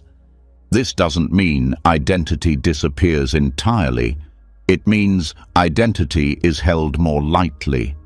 It stops being a cage. You can be a daughter, a friend, a teacher, a seeker.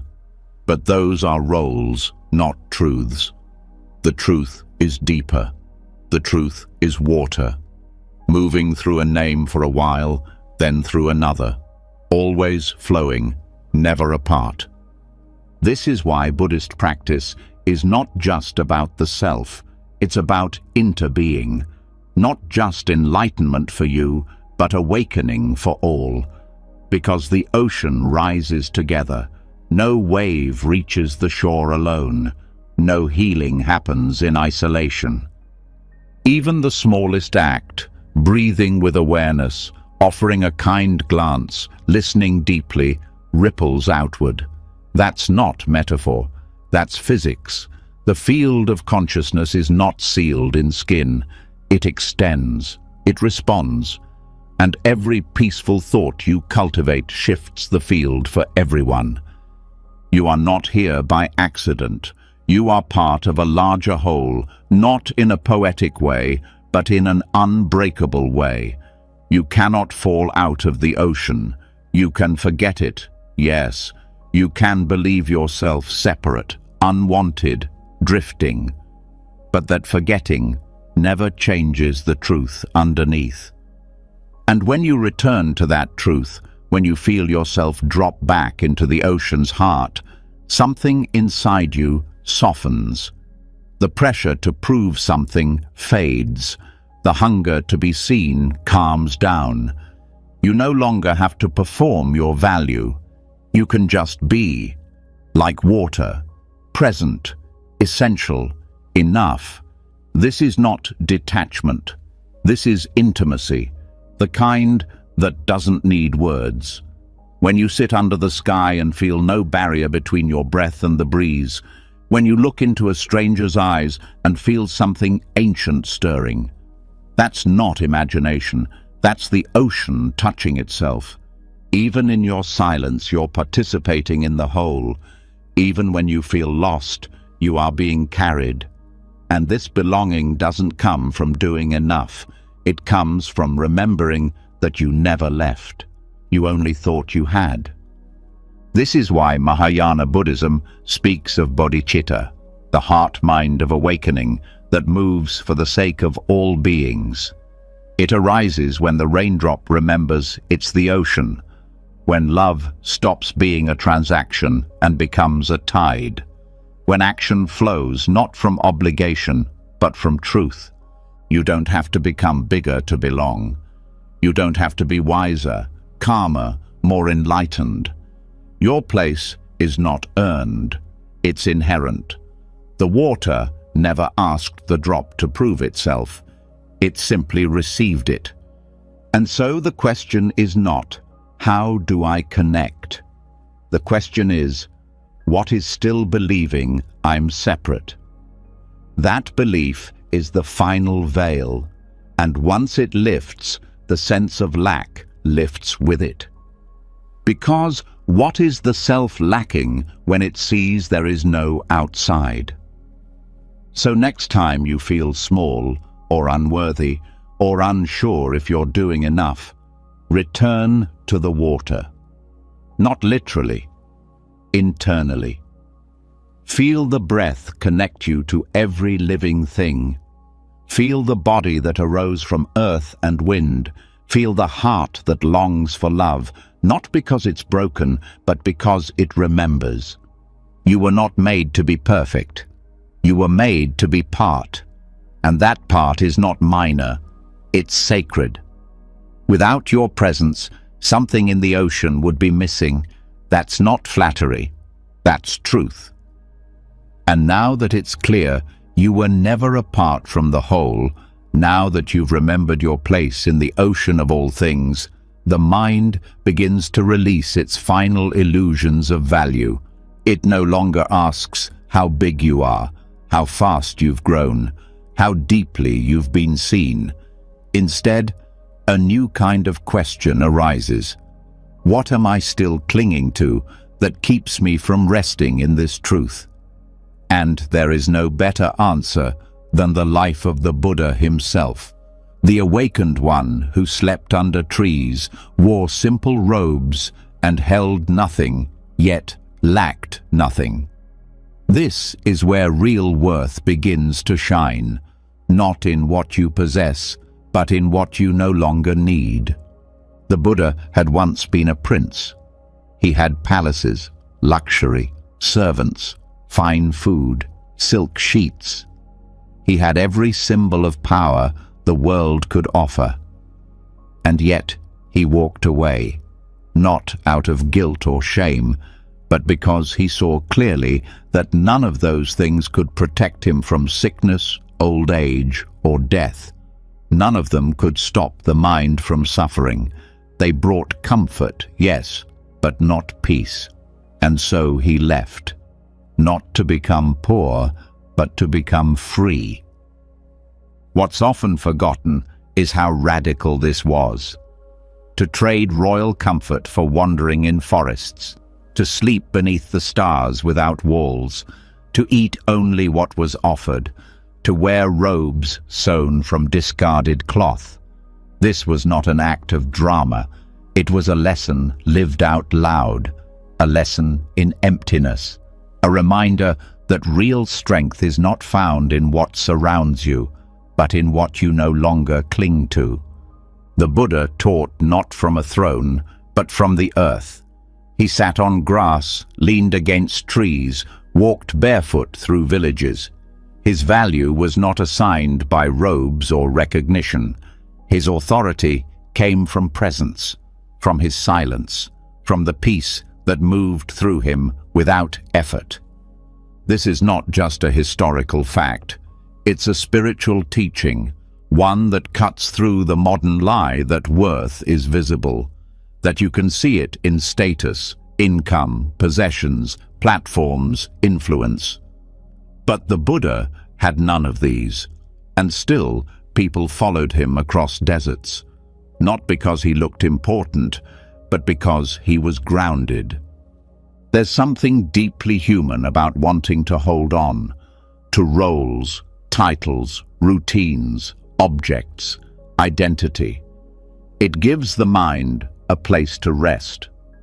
But Buddhism invites you to rest without those things, to be still, not because your life is organized, but because your heart no longer needs to grasp.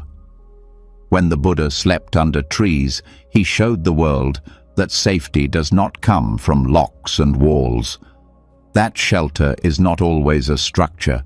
It can be an inner steadiness, a trust in the unfolding, a peace that moves with you even in uncertain places.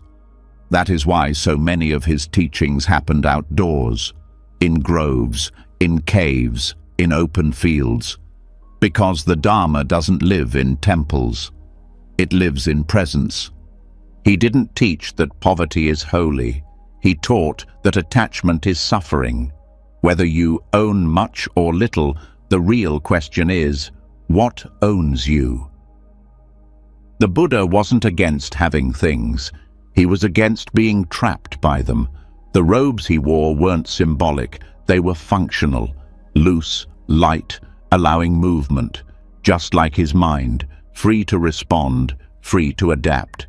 In modern life, people are praised for accumulation. The more you have, the more successful you're seen to be. But accumulation often hides fear. Fear of being nobody, fear of being forgotten, fear of silence. That's why it's so powerful to remember the Buddha had no house, and yet he was at home wherever he went. This doesn't mean you must give everything away. It means your peace cannot depend on what you hold. The moment you need the car, the job, the image, the routine, the praise in order to feel safe, that's the moment they begin to own you. The Buddha let go so he could carry nothing but clarity. And clarity travels light. There's a story of a monk who brought a beautiful bowl to the Buddha, hoping it would please him. The Buddha thanked him, then gently placed it on the ground. A few minutes later, he accidentally stepped on it and cracked it. The monk gasped, but the Buddha simply smiled and said, "It was already broken." That's how he saw the world, not with fear, but with understanding. Nothing lasts, so why cling? The Buddha's emptiness wasn't cold or detached. It was luminous. It allowed him to connect more deeply, not less. Because he didn't need anything from others, he could truly see them. Because he wasn't defending an identity, he could listen without fear. That kind of freedom is rare, but it's possible, not by copying his life, but by following his insight. Clinging is subtle. It hides in attachment to praise, to routine, even to your own ideas about awakening. The Buddha let go of comfort, but also of ideology. He didn't tell people what to believe. He asked them to see for themselves. That's how deeply he trusted emptiness. He let even his own teachings be questioned. Sleeping under trees doesn't just mean rejecting materialism. It means surrendering the need to control life, letting the world change, letting the body age, letting the mind shift, letting others come and go without forcing connection. It means living in such deep harmony with reality that you no longer resist impermanence. You move with it. Some of the most awakened beings live simple lives. You might pass them on the street and never notice. They don't need to prove themselves. Their stillness speaks louder than any robe. Their kindness isn't broadcast. Their humility doesn't shrink them. It makes them expansive. They may not have followers or platforms, but the people who meet them feel seen, not impressed. That's what the Buddha's life teaches. Worth isn't in your appearance, not in your house, your voice, your plans. It's in how freely you can let go, in how gently you can meet change, in how little you need to be enough. He could have lived in gold halls. He chose the forest, not as punishment, but as proof. That peace doesn't come from comfort. It comes from release, from shedding the layers that were never you, from sitting on the earth, exposed, and still feeling whole. And this isn't about doing more. It's about carrying less story, less defense, less ambition. The Buddha didn't tell people to climb higher. He invited them to sit down, to stop seeking, to feel what's already present beneath the noise. Even now, centuries later, his teachings haven't aged, because truth doesn't expire. It doesn't need updating. The silence that held him as he lay beneath the trees is the same silence available to you now. It doesn't require perfect posture or perfect understanding. It only requires your presence. The worth that lived in the Buddha lives in you, not because you've earned it, but because it was never missing, even when you forget, even when you cling, even when you fall back into fear. It waits, quiet, whole, untouched.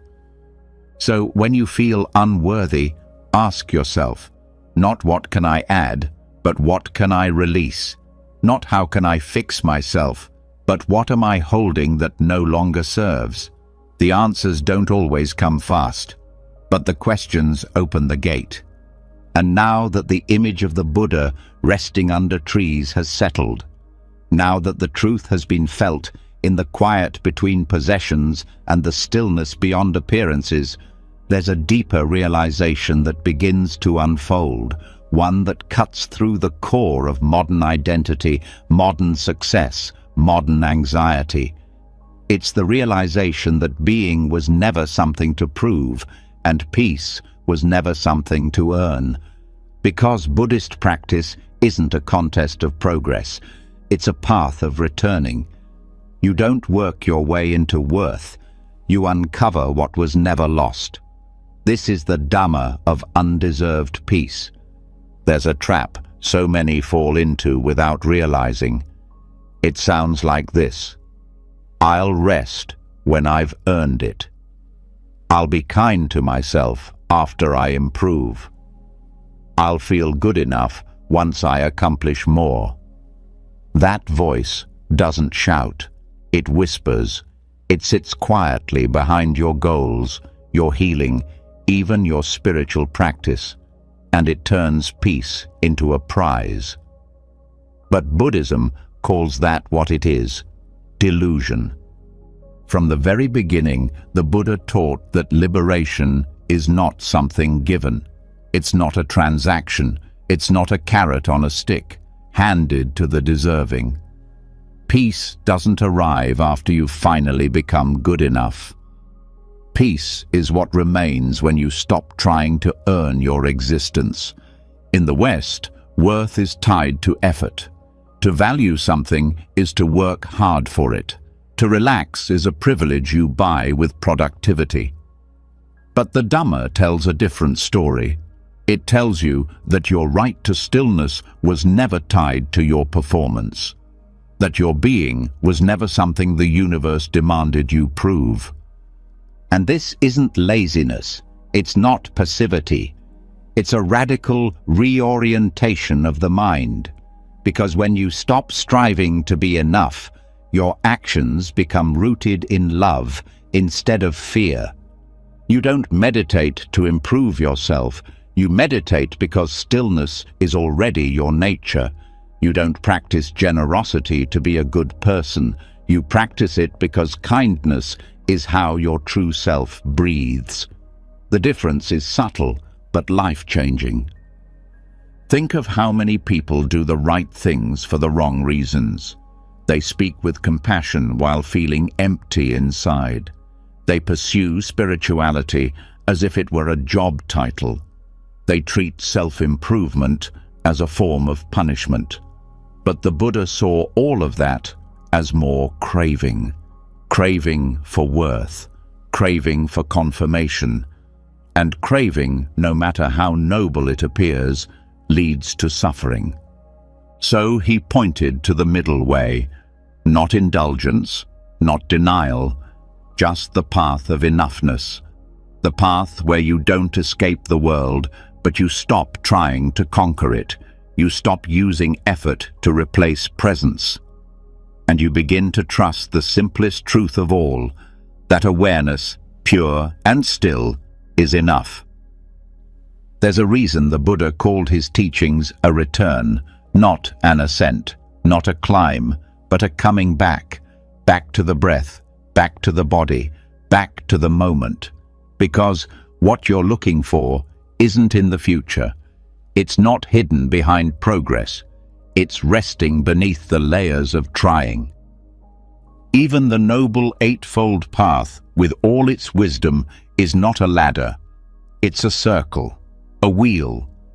Something you walk again and again, not to become more valuable, but to remember your original wholeness. The path doesn't make you worthy. It reveals that you already are. But this is hard for the ego to accept. The ego is addicted to reward, to being the best, to hearing you've finally arrived. So it turns spirituality into a game. Who sits the longest? Who chants the best? Who understands emptiness first? But the Buddha didn't play that game. He sat beneath a tree and said, "Stop running." Not because there's nothing to do, but because doing is not the way to being. This is why Buddhism often feels paradoxical. It tells you to practice, but not to seek, to work, but not to strive, to let go even as you engage. But this paradox is not confusion. It's clarity. It breaks the idea that peace is a goalpost, that presence is a trophy. It frees you from the trap of spiritual achievement. And once that's seen, your whole relationship to effort changes. You no longer meditate to reach enlightenment. You meditate because sitting in your own breath is the most honest place to be. You no longer chase inner peace. You open to what's already still beneath the chase. And you begin to see that no matter how messy life is, there is a part of you that doesn't need fixing. This doesn't mean you stop growing. It means growth stops being punishment. It becomes play, exploration, curiosity.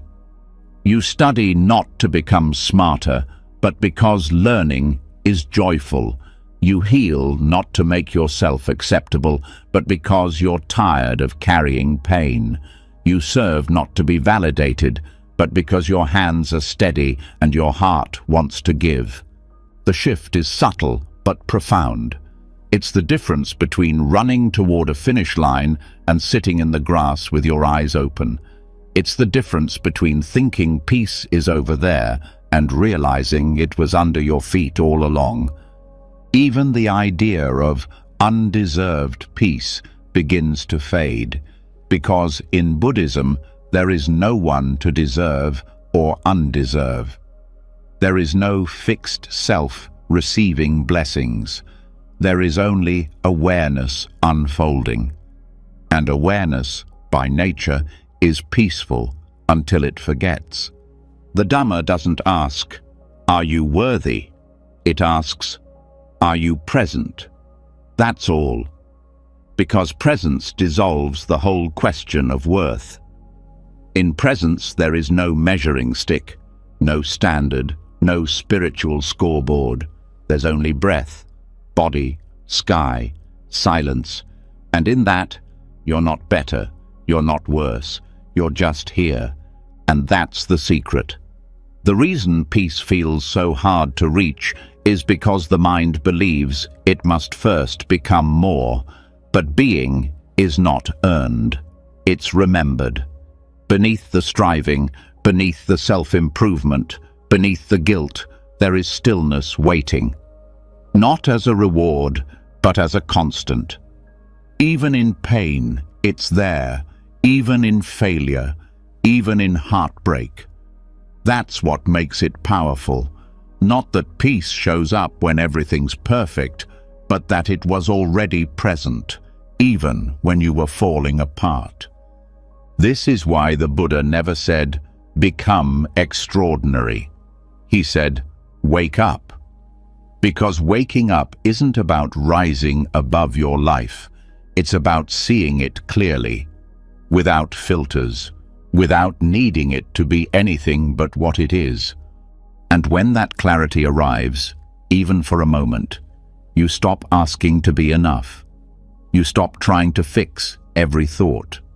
You stop apologizing for existing. You just breathe.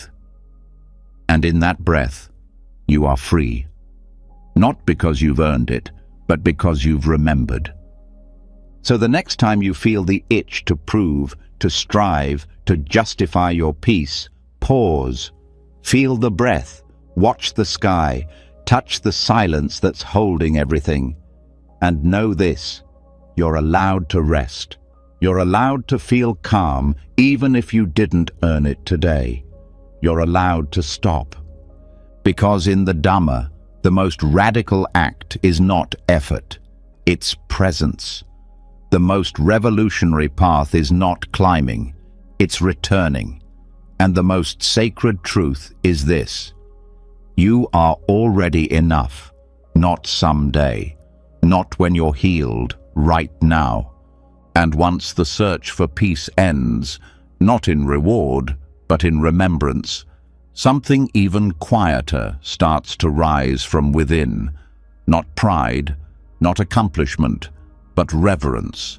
A kind of gentle awe that doesn't look outward for approval or upward for blessing, but inward, towards something older than striving, deeper than success, untouched by fear.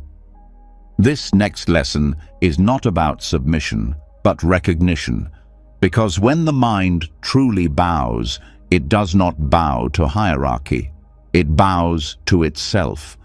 And in that gesture, something sacred wakes up, not because it was created, but because it was finally seen.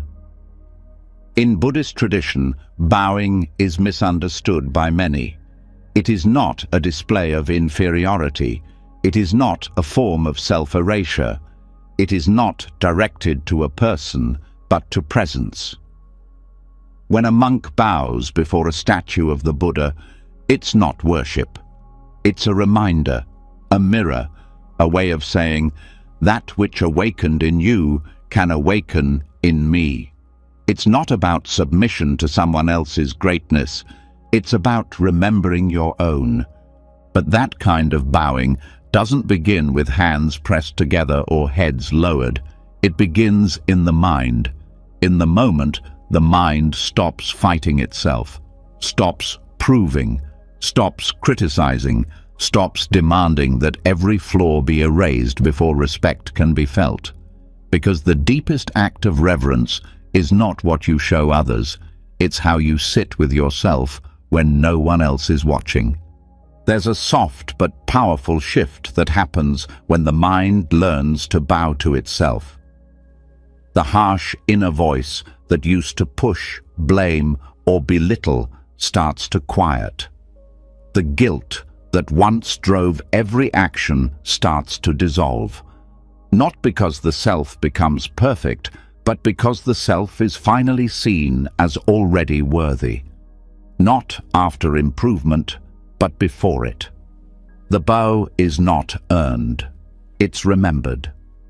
In many monasteries, monks begin and end the day with prostrations, kneeling, touching their foreheads to the earth. It might look like surrender to authority, but what's really happening is far more intimate. It's a ritual of humility, not in the sense of lowering oneself, but of releasing the need to be above. It's a way of saying, I trust the ground, I trust this moment, I trust the awareness that sees both my light and shadow. This is what it means to bow inward, to not wait for perfection before offering kindness, to not demand achievement before allowing stillness. The mind that bows to itself is not narcissistic. It is free, because it no longer places value outside. It no longer waits for applause to feel real. Think of how long you've gone seeking approval from the world, teachers, parents, lovers, strangers, and every time it came, it vanished quickly. No compliment lasted, no recognition stayed. But when reverence turns inward, something changes. The need to be seen fades, because you're already looking, deeply, gently, without conditions. This doesn't mean ego is being fed. It means ego is being put down, not crushed, not judged, just released. The mind that bows to itself sees both its confusion and clarity and says, yes, you too are part of the path. Nothing is excluded, not the anger, not the grief, not the doubt. They are all met with dignity. That's what true reverence looks like. Not worship of the ideal, but welcome of the whole. The Buddha never claimed to be a god. He said, I am awake. And then he taught others to find that same awakening inside themselves, not through emulation, but through returning. That's why bowing to the Buddha is also bowing to yourself. Because the Buddha nature is not far away. It's the silence beneath your thoughts, the awareness behind your eyes, the love that hasn't left even when you did. And this doesn't require ceremony. You don't need incense or robes or chants. You can bow to yourself in the middle of a breakdown. You can bow in a hospital room, in a traffic jam, in silence after failure. What matters is not the posture. It's the pause. The moment you stop judging and start witnessing, that's the real bow. In Mahayana Buddhism, there's a teaching that every being has Buddha nature. Not might have, not will have, has already, right now, even if they're lost, even if they're angry, even if they've forgotten. And this means that every moment you refuse to see your own worth, you are closing your eyes to that truth. Not because it disappeared, but because your mind did. To bow is to open your eyes again, to see the part of you that has never been stained, no matter what's happened, the part that was whole before the story began. And it's not hidden. It's not reserved for the few. It's closer than your breath. The only reason it feels distant is because the mind keeps moving, trying, proving. But the bow stops all of that. It says, "This is enough. I am enough. Now." Even if your life has been full of mistakes, even if shame has followed you like a shadow, even if you've spent years in noise and distraction, the bow is still there, waiting. The Buddha once said, "Just as the ocean has one taste, the taste of salt, so too does the Dhamma have one taste, the taste of freedom." That freedom is felt not when you rise above, but when you bow into what's already here. There's a great power in surrendering the need to be someone, to release the performance, to sit with your ordinary breath and see it as sacred. That's not weakness. That's not giving up. That's returning. That's reverence. And when the mind begins to bow to itself, compassion flows more easily. You stop being so hard on others. You stop measuring their worth with invisible standards, because you've stopped doing it to yourself.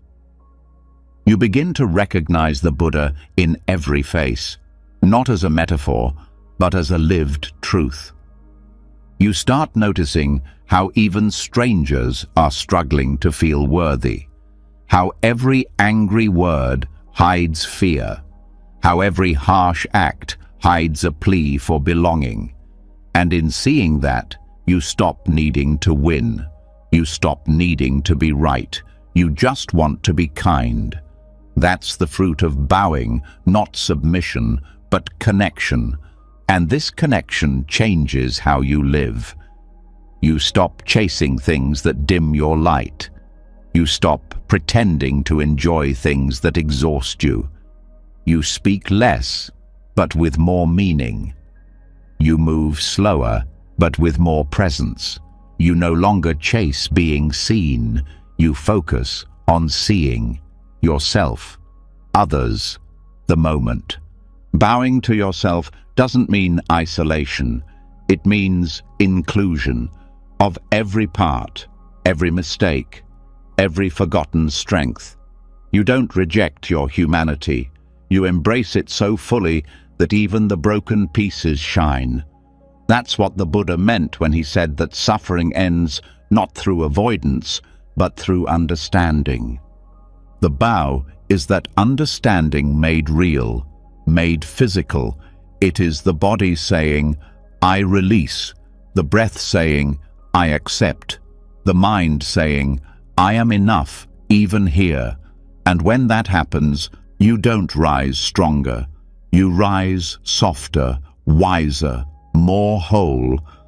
And that wholeness is not an end point. It's a way of being, a way of moving through the world with dignity that doesn't need to be loud, a kind of quiet strength that holds space for all your contradictions without needing to fix them. So the next time the old voice returns, the one that demands more proof, more improvement, more perfection, stop. Don't argue.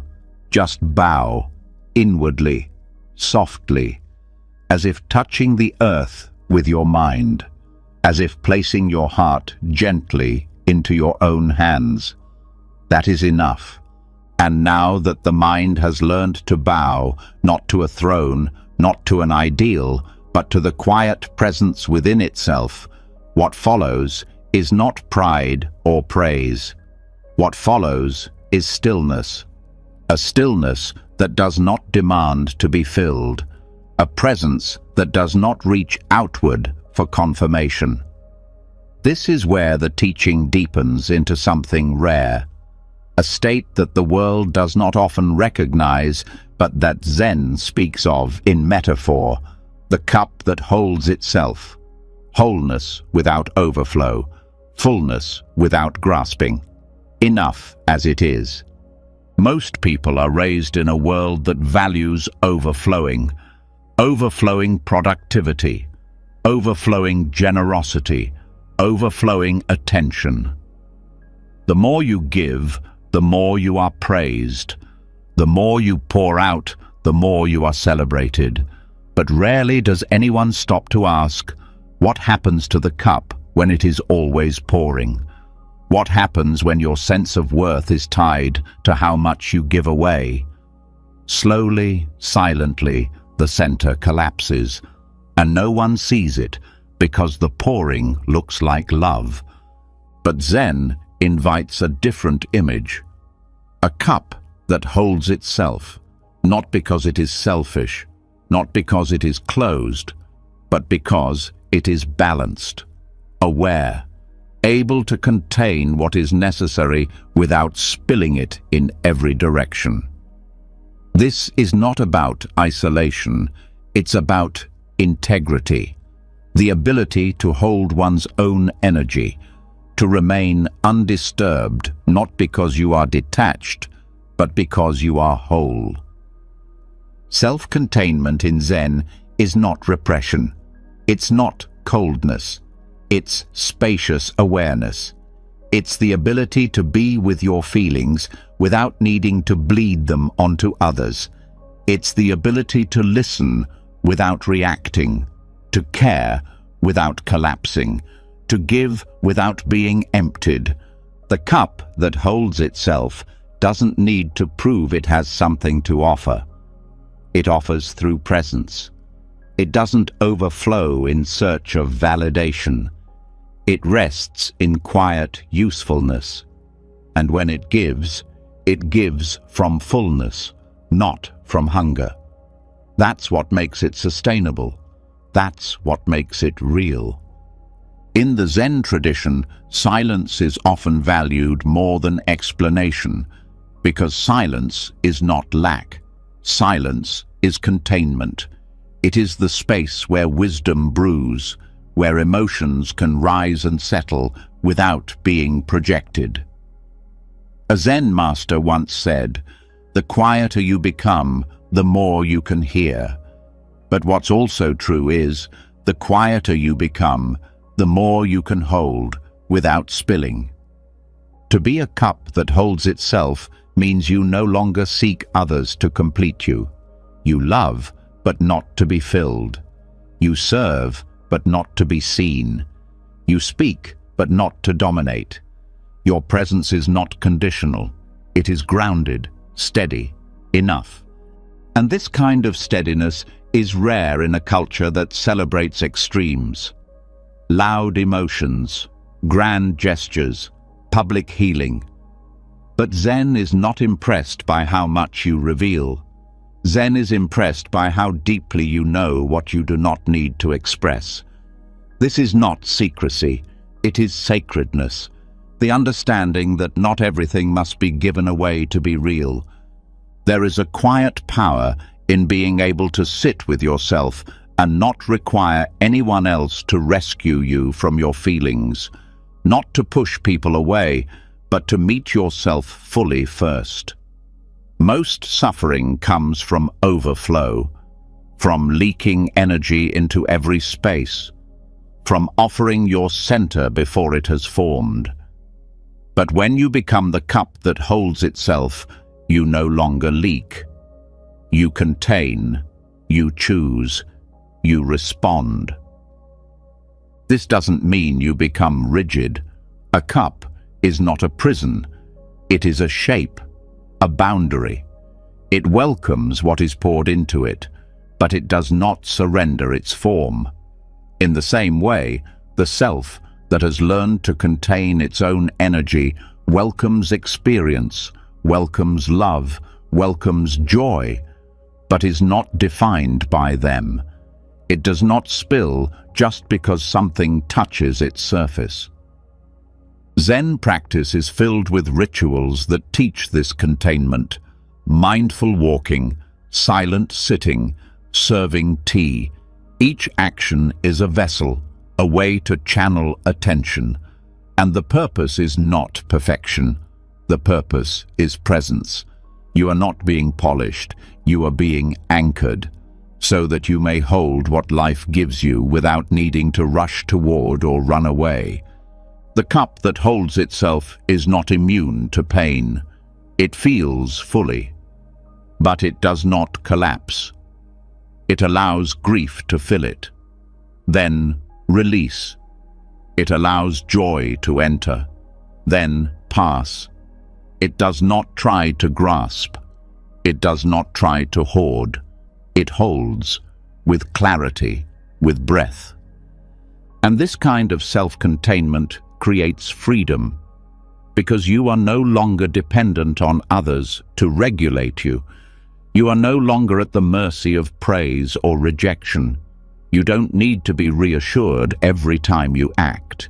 You don't need to leak your insecurity into every room. You know where you end. You know what you carry. And that knowledge gives you space to listen, space to serve, space to exist without fear of disappearing. This is why Zen monks bow to their bowls, why they fold their robes with care. Not out of ritual obsession, but because everything that holds deserves reverence, including the self, especially the self. Because when the self becomes a steady vessel, everything it touches becomes steadier too. A person who contains themselves doesn't rush to interrupt. They do not dominate conversations. They do not make their sadness louder than the room. They make space. And in that space, others begin to relax.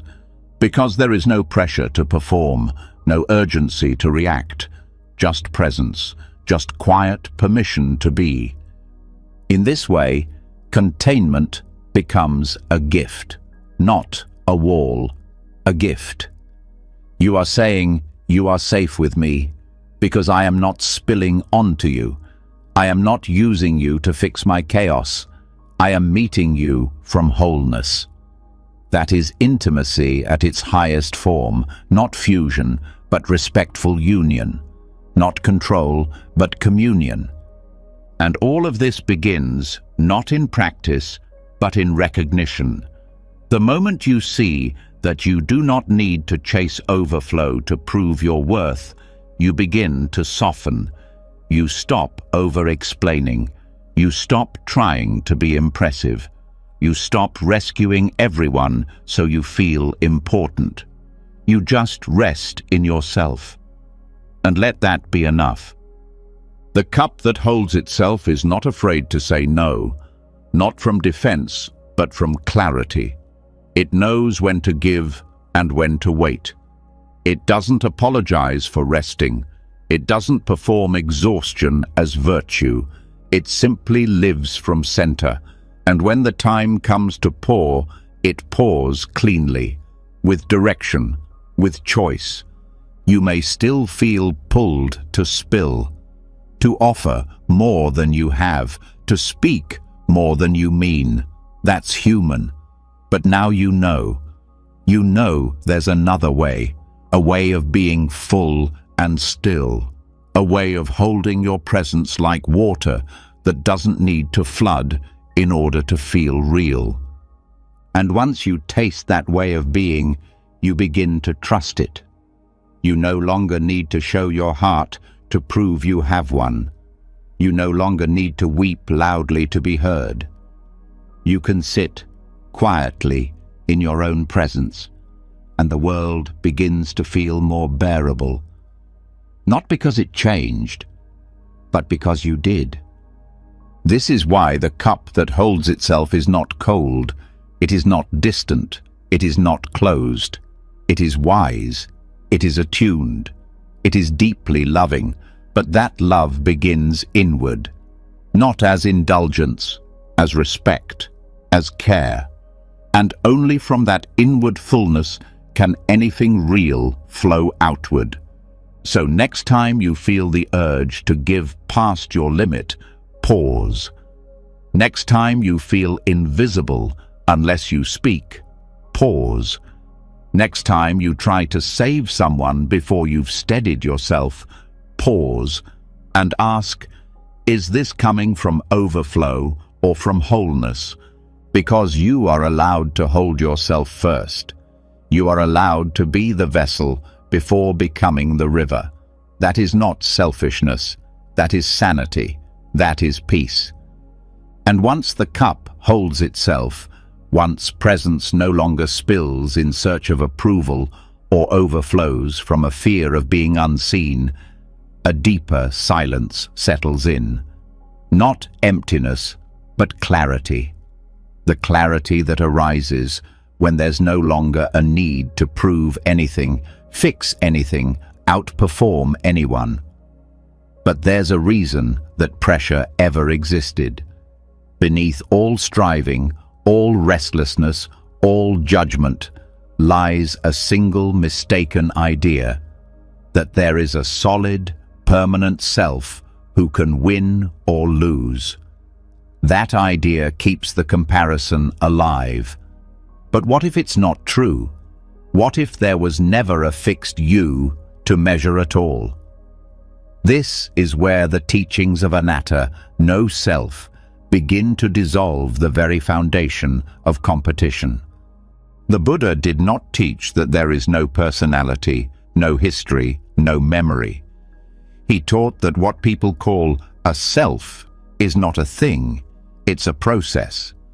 A river of sensations, thoughts, emotions, beliefs, perceptions, always changing, never the same. The idea of a fixed identity is an illusion the mind clings to because it craves control. But Buddhism shows that this craving causes suffering. Because once you believe there's a static you, then every success becomes personal. Every failure becomes personal. Every difference becomes a reason to feel more or less than someone else. And that creates the mental prison of comparison. You are not the same person you were 10 years ago, or 1 year ago, or yesterday. Your opinions changed, your memories shifted, your body renewed itself. Even your face has aged and transformed. So who exactly is this you being measured? Who is it that is not enough? Anatta is not a philosophy meant to confuse. It's a key. It's a reminder that identity is a habit, not a truth. It's a mask that gets mistaken for a face. The mind builds an image and then spends years trying to protect it. But once you see that there's no fixed thing to protect, everything softens. You stop defending the self because there is no one to defend. You stop comparing the self because there is no one to compete with. Think of how comparison works. Someone else is more beautiful, more successful, more wise. So what? If the self is not fixed, then who is the you that is falling short?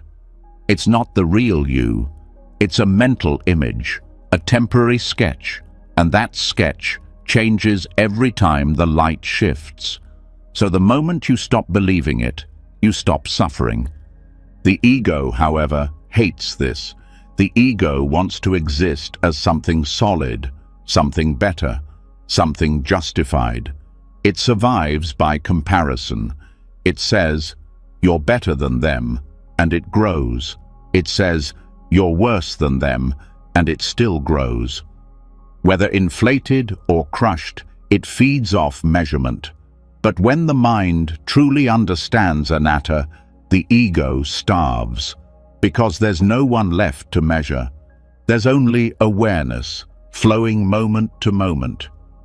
This doesn't mean you lose your personality. You still speak, you still feel, you still have a name, a story, a voice.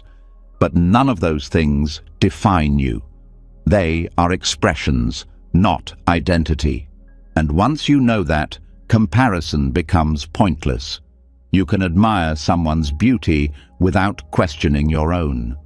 You can celebrate someone's success without doubting your path, because their light doesn't dim yours.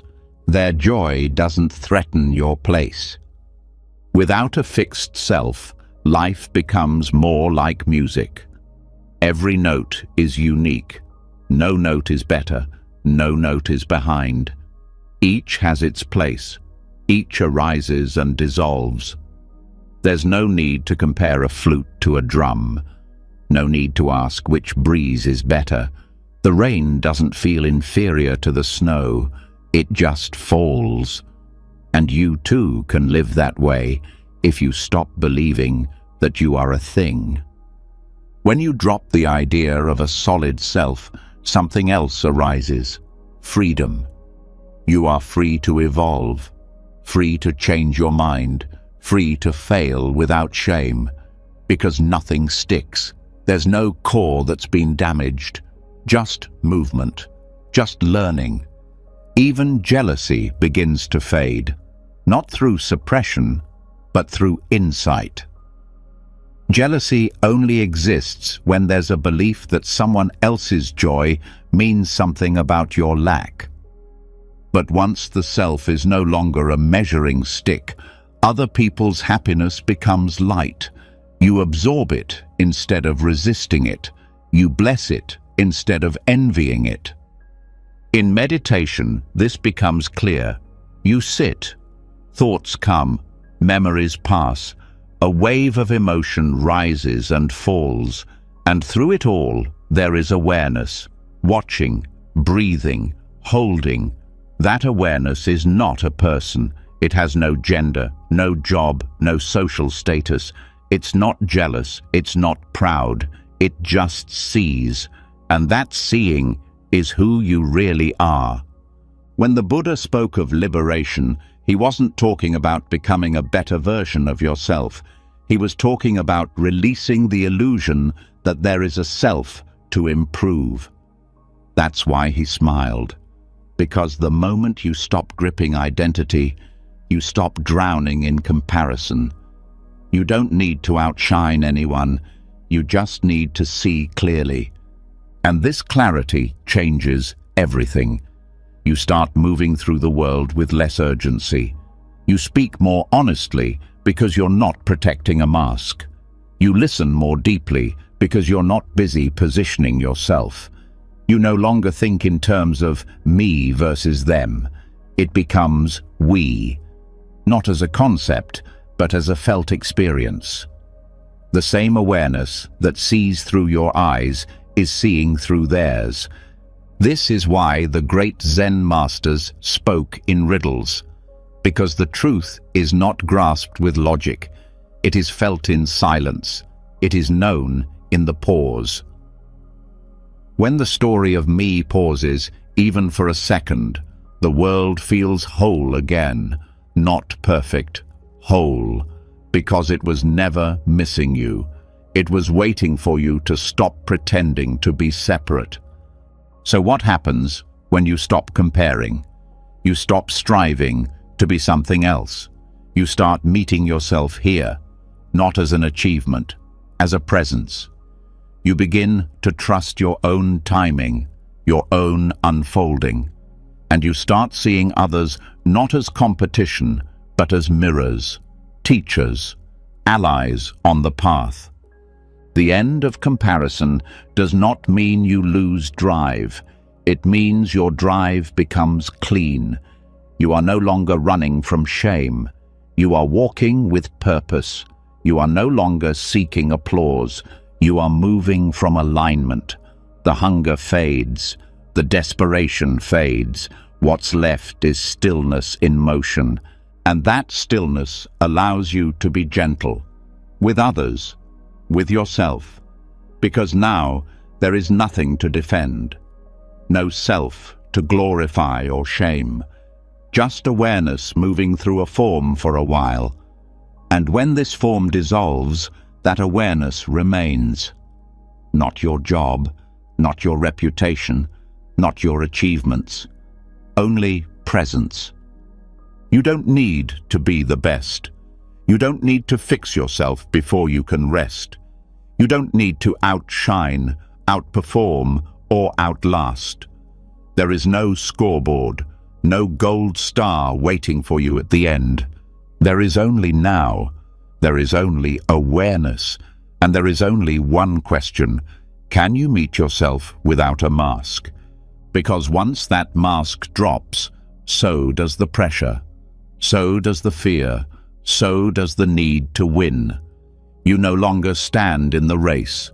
You stand in the field, watching the wind move the grass, feeling the sunlight on your skin, breathing, alive, enough.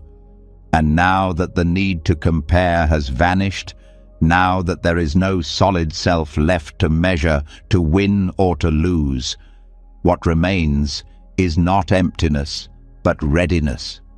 A kind of quiet readiness that doesn't seek instruction, doesn't beg for permission, doesn't wait for someone else to tell it what it is.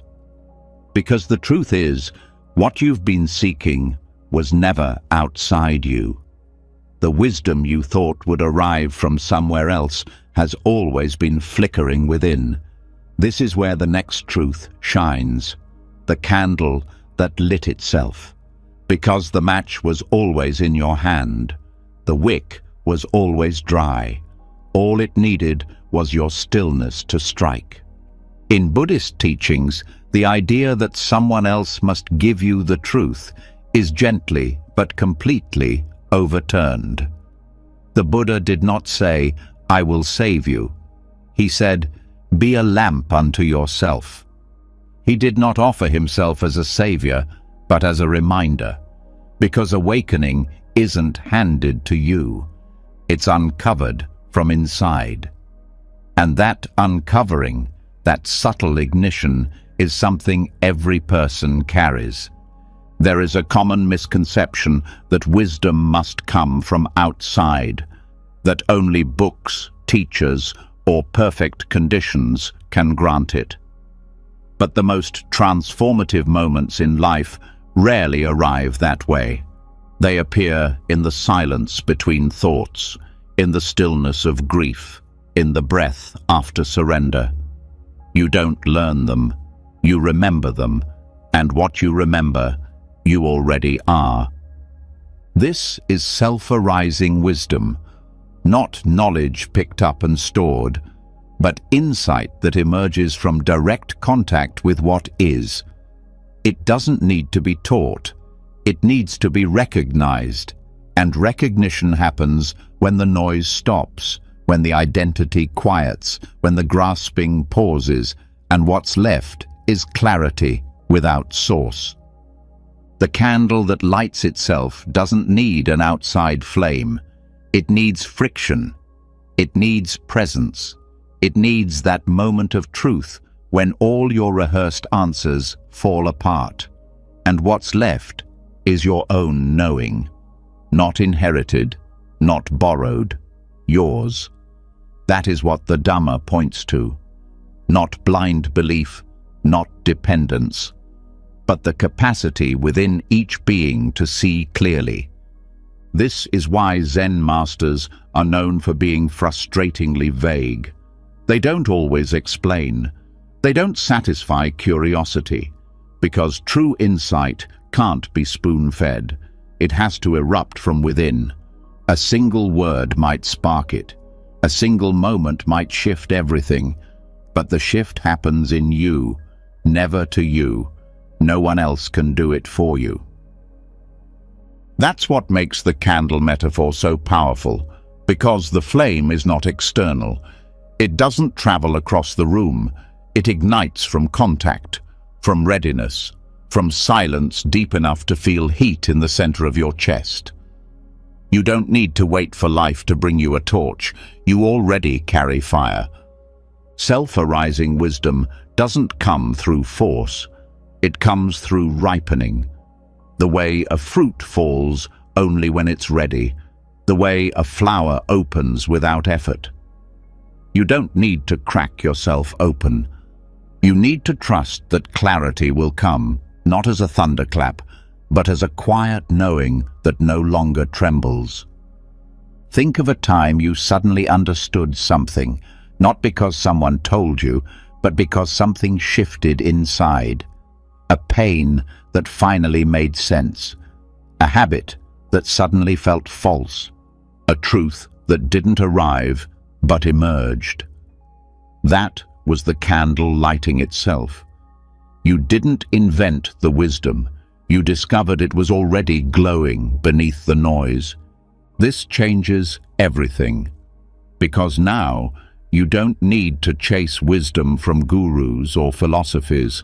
You can listen to them, yes, but not as replacements for your own insight, as reminders, as friends holding mirrors. But the flame is yours, always was, always will be. Even the Buddha's own teachings were given with a warning. Don't believe this because I say it. Test it, live it, find out for yourself. That is a teacher who trusts your candle, who knows it will light when the time is right, not through striving, through presence. This means your awakening is not waiting in the future. It's waiting in your attention. It's not at the end of effort. It's beneath effort. Not hidden behind more information, but behind less distraction. The moment you stop outsourcing your truth, you begin to feel it.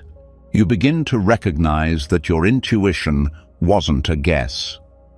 It was a knowing.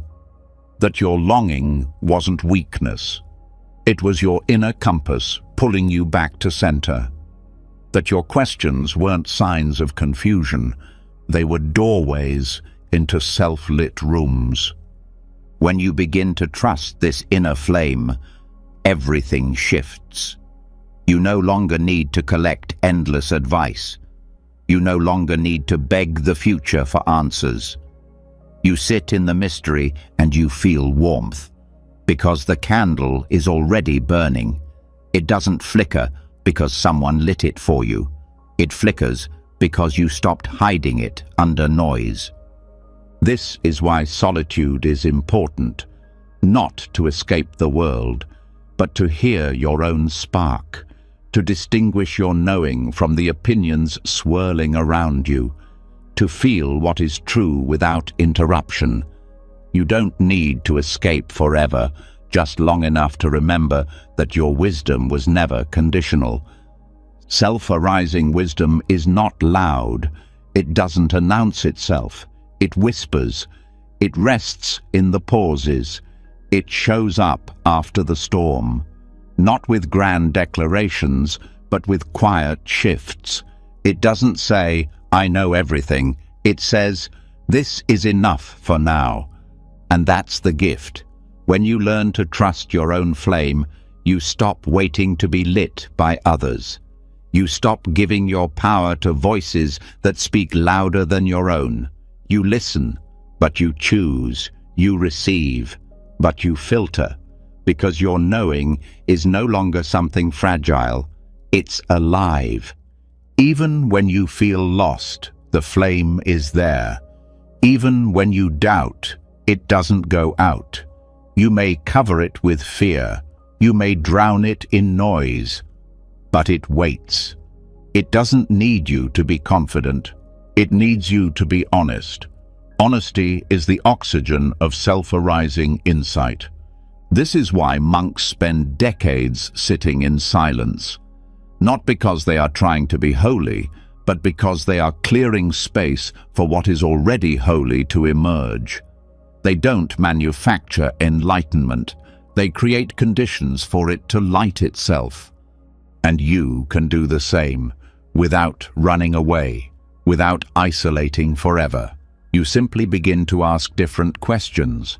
Not, "What should I believe?" but, "What do I already know deep down?" Not, "What do they say is right?" but, "What feels aligned when everything else is quiet?" And then you act from that place, from the flame, from the wick, from the inner warmth that doesn't need to be loud to be real. You speak from it. You walk from it. You rest in it. And slowly, your life becomes a reflection of what you already knew, but forgot you could trust. The candle that lights itself doesn't ask for praise. It doesn't burn to be seen. It burns because it's what it does. And your truth is the same. You don't need to announce it. You need to live it. and in living it, you light the way, not for others to follow, but for them to see they carry their own match. And now that the candle has been lit, not by someone else's spark, but by the quiet friction of your own presence, the room within begins to take shape. It's not filled with noise or flashes of insight. It's filled with something deeper, something older than your first breath, something softer than your loudest thought. Beneath every doubt, behind every anxious question, below every judgment you've ever whispered to yourself, there has always been a voice, not one that speaks in words, but in knowing. It is not outside of you. It is you beneath all the parts you've mistaken as the whole. This is the voice beneath all voices. Most people mistake the voice in their head for their truth. The fast one, the critical one, the planner, the doubter, the narrator that spins every experience into something to be judged or controlled. But that voice isn't your foundation. It's your surface. It rises and falls like wind over water. The deeper voice, the real one, doesn't rush. It doesn't convince. It doesn't need to win. It only waits for you to listen. This inner voice has been present your entire life. It guided you before you had words. It made you pause before decisions. It told you when something felt wrong, even when logic disagreed. It pulled you back from the edge, not with fear, but with a gentle, steady presence that simply said no, or yes, or more often said nothing at all, but gave you clarity. This voice doesn't need volume to be heard. It needs space. The more noise in your mind, the harder it is to sense. But when the distractions fall away, when the identity quiets, the performance drops, the thinking relaxes. It speaks in a language beyond language. It speaks in stillness, in a felt sense of rightness, not morality, alignment. This voice doesn't argue. It doesn't justify. It doesn't explain itself. It simply knows. And that knowing isn't based on analysis. It's based on awareness. The part of you that sees clearly without needing a reason. It's what Buddhists call prajna, wisdom that arises not from books or theories, but from direct contact with truth. To hear this voice is to begin trusting yourself again. Not the self that's trying to be better or smarter or healed. The self beneath that. The self that was never missing. Most people think trust comes from proof, but the voice beneath all voices teaches that trust comes from presence. You listen long enough, and eventually you realize it's been right more than anything else you've followed. But this voice isn't loud because it doesn't beg for your attention. The ego does. The fear does. But this voice is patient. It doesn't panic. It waits for you to be still enough to feel it. It waits for you to stop thinking you need to earn clarity. Then it shows you that clarity was always underneath the confusion, not in opposition to it, but holding it. That's the paradox. The voice beneath all voices doesn't remove your thoughts. It holds them. It doesn't silence your doubts. It allows them to rise without being shaken. It doesn't fight the ego. It simply watches it pass, like weather. Because it knows what the ego forgets, that you are already enough. This voice won't give you all the answers. It will show you the right questions, the ones you've been afraid to ask, the ones you already know but haven't wanted to hear. It may not tell you what you want to hear, but it will always speak what your soul needs. Sometimes it says, let go. Even when the world says, hold on. Sometimes it says, rest, when everyone else says, push through. Sometimes it says, walk away, when your habits say, stay safe. And when you follow it, not blindly but fully, something unlocks. Not because life gets easier, because your resistance fades. You start making decisions without fear of judgment. You start expressing what you feel without rehearsing it first. You stop explaining yourself to people who are not listening. And you begin to realize that truth doesn't require defense. It just requires space. That's what meditation is for. Not to escape the mind, but to hear what's underneath it, to create the inner silence where the deeper voice can rise like a slow tide. That voice doesn't flood, it lifts you, gently, without force. There's a story in Zen about a student who asked the master, "How do I know if a voice is true?" And the master replied, "Does it make you quieter inside or louder?" The voice beneath all voices always brings stillness, not absence of emotion, but absence of conflict. You might still be afraid, but you're not lost. You might still be uncertain, but you're not at war. To live from that voice is to stop outsourcing your peace. You no longer need someone to tell you what is right. You don't need to be told who you are. You feel it, you know, and you act from that knowing, not with arrogance, but with clarity that no longer seeks permission. This is why the voice beneath all voices doesn't need to shout, because when you hear it, it resonates. It feels familiar, like something you forgot, but always carried. It hums through your chest, not as sound, but as peace. When you ignore it, life feels off. You know something is wrong, even if you can't name it. That's not anxiety, that's misalignment. When you return to it, life begins to flow again. Even if it's still difficult, even if it still hurts, there's a sense of being held by something deeper than your thoughts. This voice is not mystical, it's practical.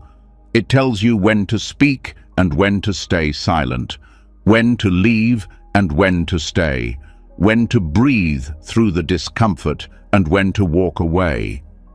It doesn't need symbols, it needs sincerity. And when you live from this voice, your relationships change. You stop trying to be understood by everyone. You stop begging for acceptance. You know who you are, not because you've perfected yourself, but because you've stopped pretending. The clarity of being becomes louder than the noise of needing to be someone. To follow this voice is to return to center, not just during meditation, but during conflict, during confusion, during love, during loss. You stop looking for signs. You become the sign. You stop seeking light. You become the flame that never left. And in this way, you begin to live in alignment with your own nature. The world still swirls. People still misunderstand you. Fear still knocks. But your roots are no longer shallow. You're not bending to every gust. You're not floating in every tide. You're anchored, not in beliefs, in being. The voice beneath all voices doesn't tell you how to be special. It tells you how to be real, not impressive, whole. And from that wholeness, your presence becomes medicine. Not because it fixes others, but because it reminds them to listen to their own inner knowing. You don't teach this voice. You reflect it in how you walk, in how you sit, in how you pause before reacting, in how you hold your boundaries without apology, in how you look someone in the eye, not to assert power, but to offer stillness. So, if you've been drowning in doubt, the answer is not outside. The answer is silence. Make space, not for new ideas, but for old truths to rise again. You don't need another plan. You need to hear what you already know, but forgot to trust. And now that the voice beneath all voices has been heard, now that stillness has become more than silence, but a signal of your own inner wisdom, what begins to rise next is not something that asks to be seen, but something that quietly acts without needing to be noticed. Because the deepest sign that you know you are enough isn't how loudly you speak it, or how often others confirm it. It's how gently you give without expecting anything in return.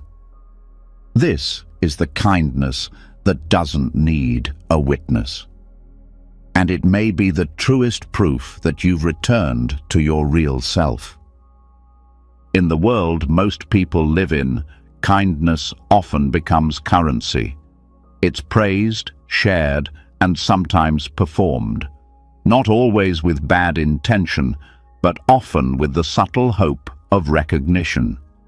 To be thanked, to be seen as good, to be confirmed as worthy. But Buddhist thought moves in another direction. It asks, what if the purest kindness is the one no one claps for? And what happens when you do good without needing to be good in the eyes of others? The answer is both freeing and powerful. Because when kindness no longer relies on applause, it becomes limitless.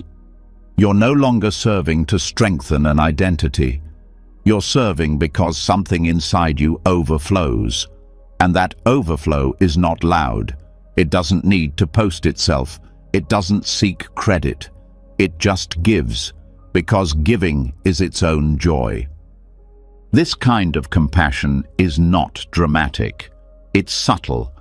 It's in the way you pause to hold a door without needing a smile in return. The way you speak gently to someone who won't remember your name. The way you pick up something dropped on the sidewalk when no one's watching. These small private acts aren't small at all. They are evidence that your being is no longer trying to be proven.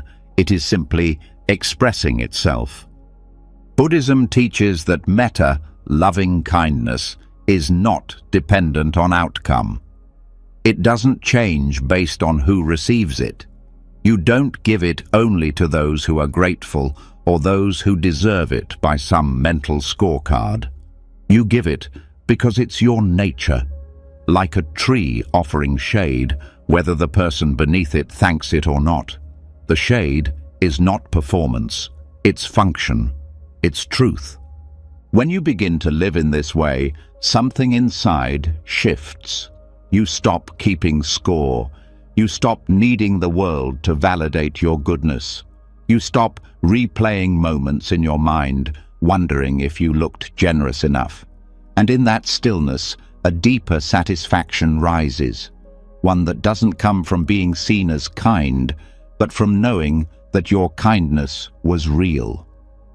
This doesn't mean you avoid praise or push it away. It means you no longer depend on it.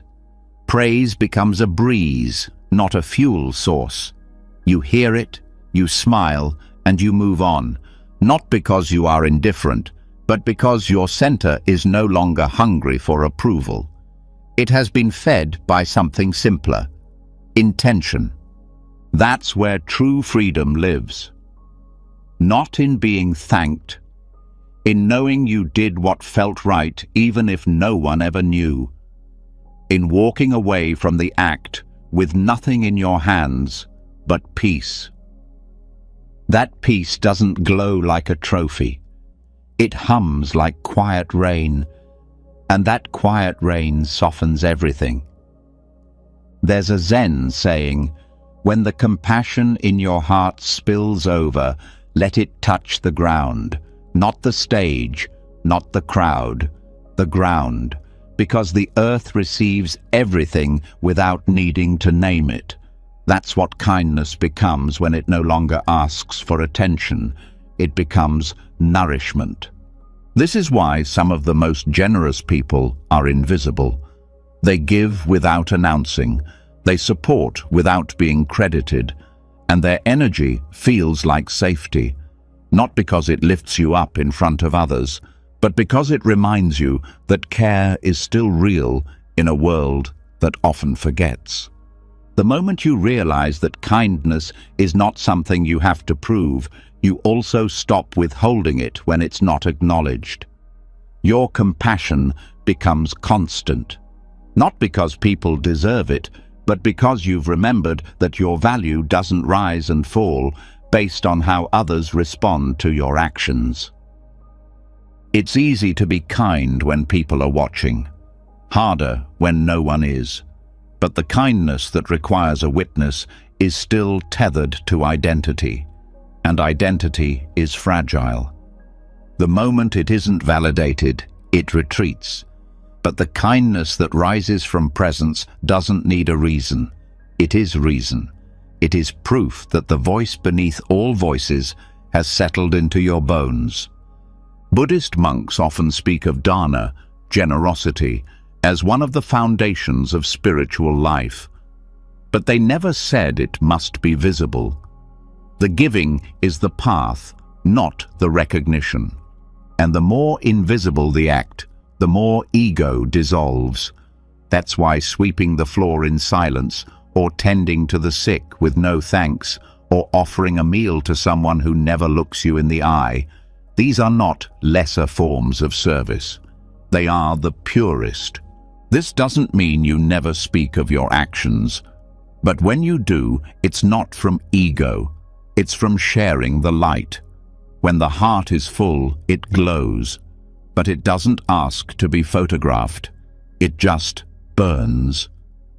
Kindness without witness also deepens your own self-respect, because you start to feel the difference between pretending and embodying.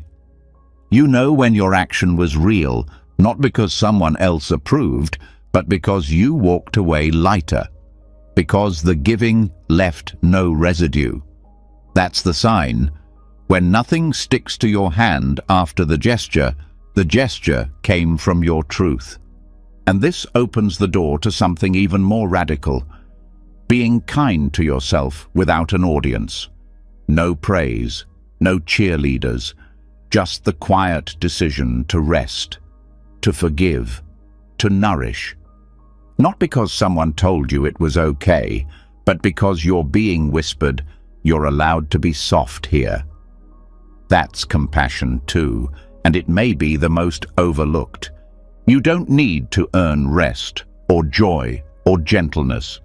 You don't need to turn your self-care into a project to make it feel valid. You simply choose it, silently, without hashtags, without announcements. Because the self that doesn't need to perform is the self that is free. And in that freedom, your actions begin to align more naturally. You hold the door. You let someone go first. You text someone who's struggling. Not because you're building an image, but because that's what peace does. It ripples.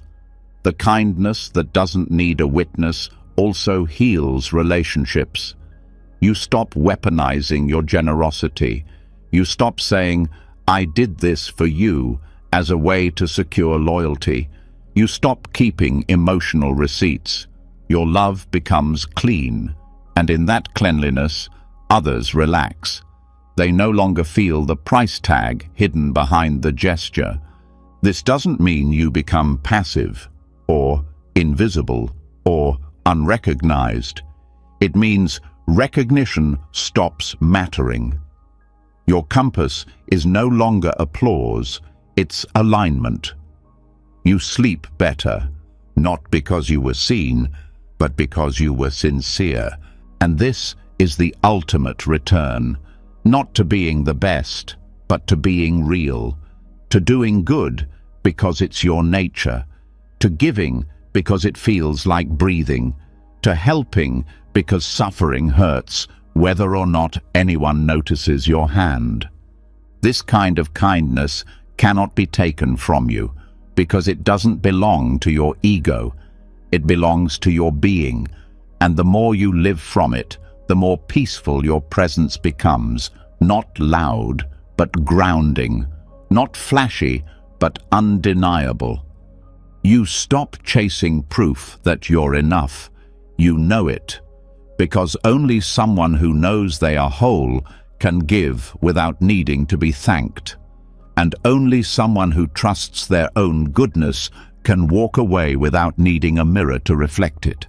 So, if no one saw your kindness today, that doesn't mean it didn't matter. It may have mattered more, because kindness without a witness is the sign of a soul that's no longer trying to be valuable. It simply is. And now that kindness has returned to its natural place, quiet, unforced, needing no audience, the heart begins to soften in a different way. Not from the warmth of giving, but from the absence of needing. Not because it is full of more, but because it has stopped grasping. There's a rare and sacred truth that begins to show itself here. It is not fulfillment that proves you are enough. It is the stillness between cravings. The moments when nothing is needed, nothing is chased, and yet peace remains. This is the space between desires. And in that space, something ancient and calm finally says, "This is it." Desire itself is not the problem. In Buddhism, craving is what binds, not the simple wish to feel, to grow, to connect. But even deeper than craving is the emptiness that follows it. The space after one wanting fades, but before another appears. That space is rarely noticed, yet it holds more truth than any achievement ever could.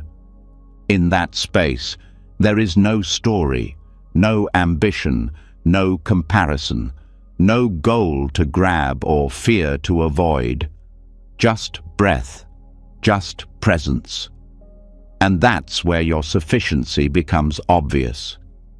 Not because you did something, but because you didn't need to.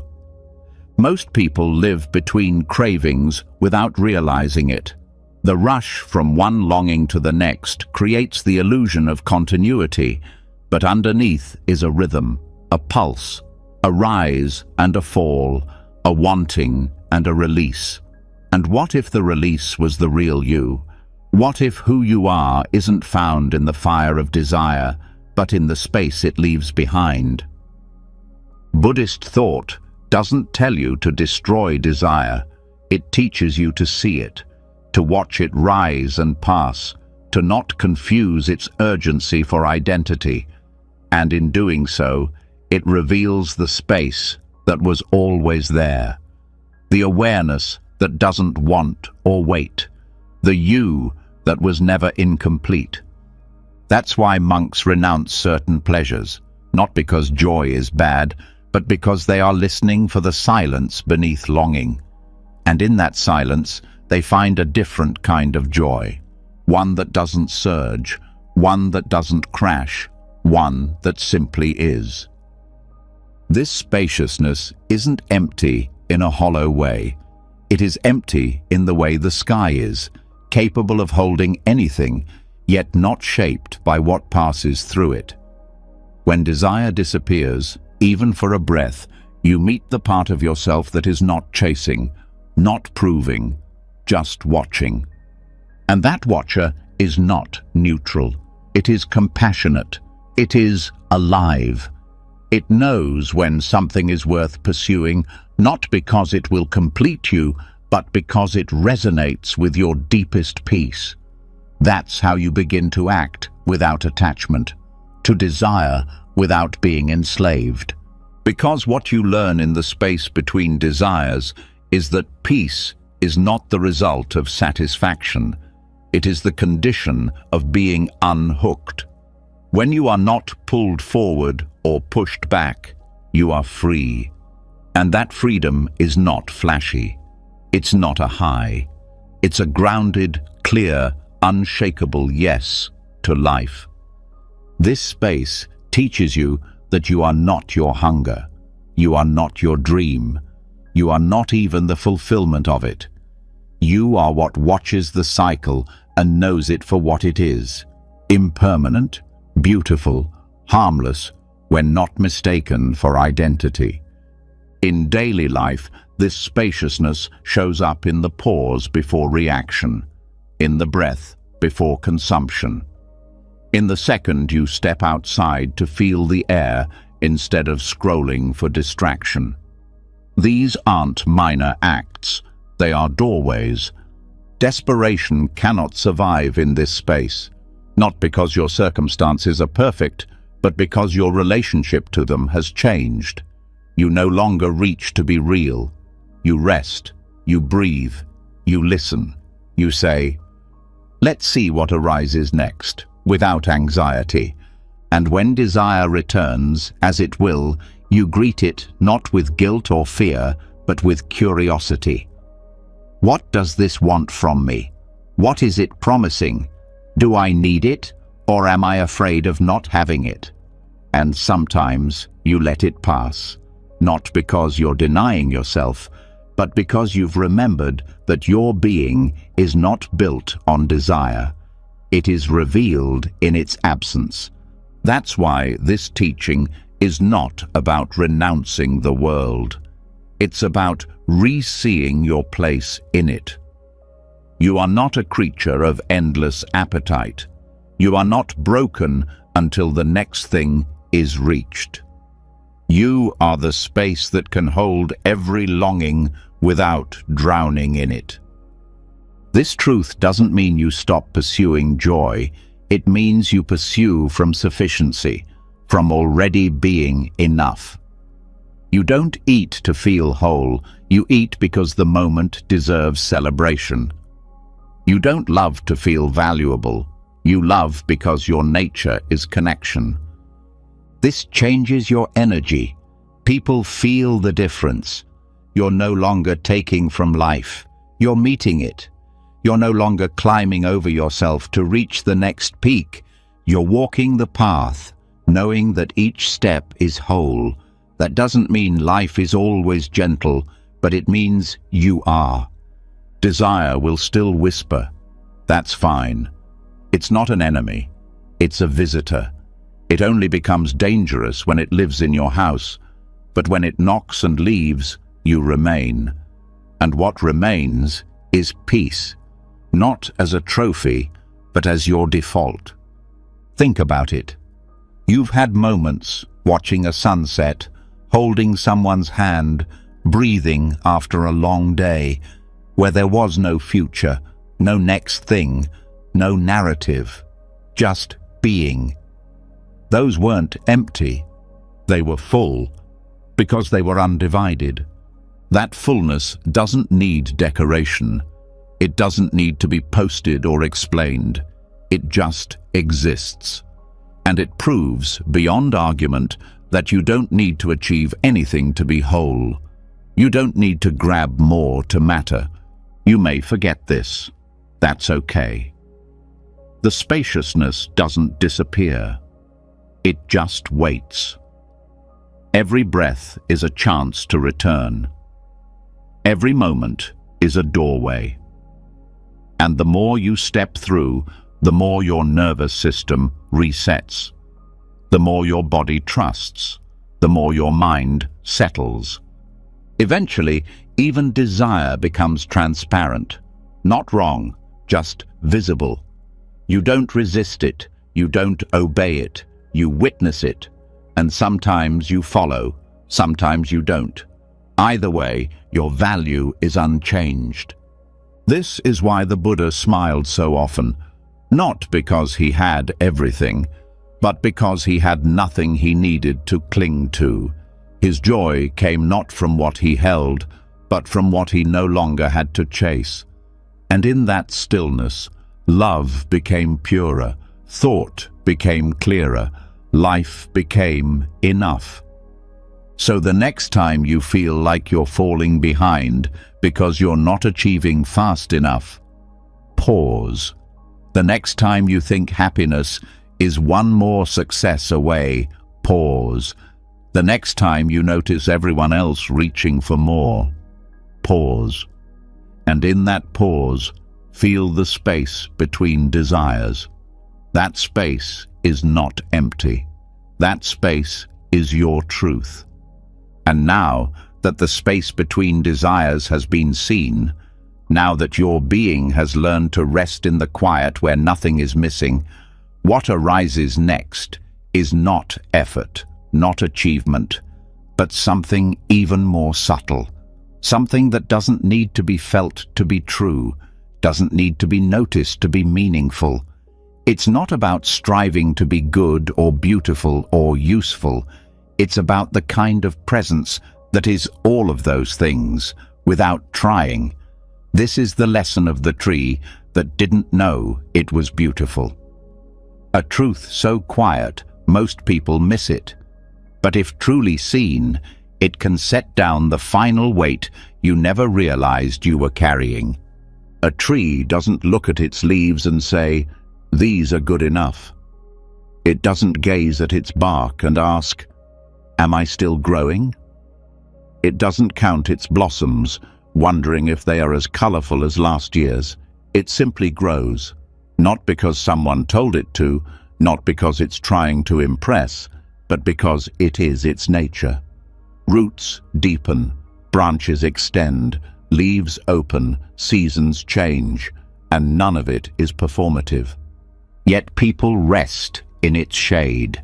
Birds trust its branches. Soil is fed by its fallen leaves.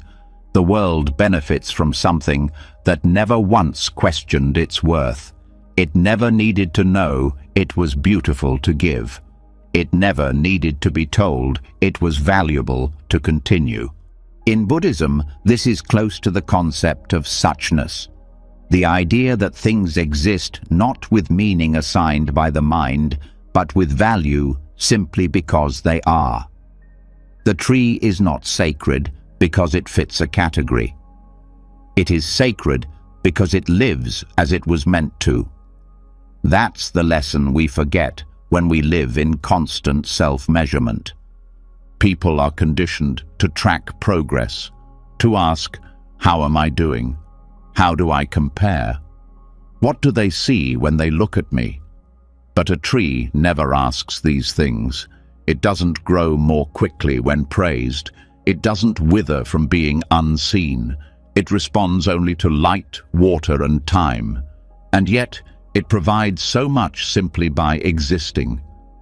What if that is also you? There are people who move through the world without knowing how much they're healing others. They don't speak loudly. They don't make grand declarations. But something about their presence brings peace. They give calm without noticing. They offer refuge without trying. Because they are not performing their goodness. They are simply rooted in it. And the deeper their roots, the more they give. Not because they are trying to be generous, but because that's what happens when you stop striving and start being, just like a tree. The mind, however, doesn't like this. It wants confirmation. It wants evidence. It wants applause. It wants to know it's beautiful. But beauty that needs permission is still caught in hunger. Real beauty doesn't ask to be confirmed. It radiates without effort, and often without awareness. This is why the wisest people often appear ordinary. They are not trying to shine. They are just not hiding. They have nothing to prove. So their energy becomes gentle, wide, grounding, like the shade of a great tree, cool, unnoticed, but unmistakably needed. To live this way is not to reject recognition.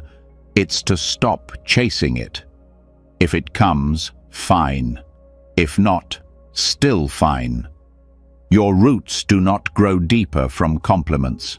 They grow from silence, from stillness, from consistency, from staying through the seasons, even when no one is watching. This is how self-worth transforms, not by building a stronger identity, but by dissolving the idea that you need to be aware of your value in order to have it. You don't. The tree never will, and it is no less complete. Your actions may never be praised. Your words may not go viral. Your efforts may be overlooked. But if they came from sincerity, they shaped the world in ways you may never see. That's not emptiness. That's freedom. Because the deepest gifts are often invisible. You don't see the root systems that keep forests alive. You don't see the silent photosynthesis feeding the air, but they're happening, and without them, nothing thrives. When you begin to trust that your worth doesn't need to be witnessed to be real, you stop anxiously tracking your growth. You let go of needing to be told you're improving.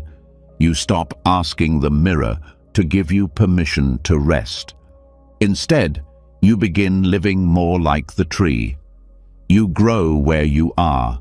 You respond to the light. You stay through winters.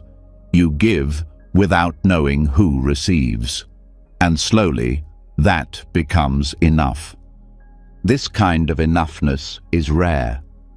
Because it doesn't scream, it doesn't insist, it doesn't make a brand out of itself, but it is unmistakable. People feel it when they're near you. They feel your calm, your groundedness, your absence of self-performance. And even if they can't explain it, they trust it. You don't have to convince anyone of your worth when your presence is sincere. That sincerity is the quiet proof, not through words, through energy, through steadiness, through the way you keep showing up, not to be admired, but to offer shade, fruit, air. The ego may still whisper. It may say, "What's the point if no one sees?" But that's not your true voice. That's the hunger you inherited from a culture obsessed with attention. The real voice is quieter. It says, stay rooted, keep growing, give what you are. And when you live that way long enough, you begin to relax. You begin to trust the unfolding. You begin to smile without reason. Not because life got easier, but because you stopped needing it to admire you back. You stop wondering if your beauty is visible. You start knowing that your presence is the beauty. Not flashy, not temporary, just enduring. And even when storms come, you don't panic. You sway, you bend, you lose a few leaves, but your trunk holds. Because it was never grown for applause. It was grown for truth. This way of being isn't taught much. It's too quiet for that, but it is remembered in the presence of those who live it. You felt it before, in someone who didn't rush to speak, didn't need to prove, didn't grasp for your approval. You may not remember what they said, but you remember how you felt near them. That's the root. That's what remains. So, if you ever doubt your value again, pause. Don't reach. Don't plead. Just stay. Just breathe. Let your roots speak. Let your stillness become your message. The tree doesn't bloom more beautifully because it knows it's being watched. It blooms because it's time. And its time comes whether anyone's looking or not. And now that the lesson of the tree has taken root, now that being without striving, giving without knowing, and blooming without the need for validation have become part of your understanding, the ground beneath all of it begins to show its deeper nature. Not as something solid to cling to, but as something vast to trust. What lies beneath the branches, beneath the stillness, beneath even the self that witnessed it all, is not a void to be feared.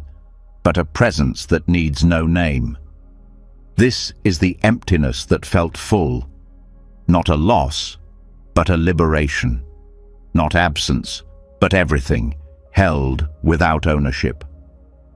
In Mahayana Buddhism, the word shunyata is often translated as emptiness. But it's not the cold emptiness of despair. It is not a rejection of life. It is not nothingness. It is the emptiness of false identity, the emptiness of ego, the emptiness of needing to be a fixed thing in a changing world.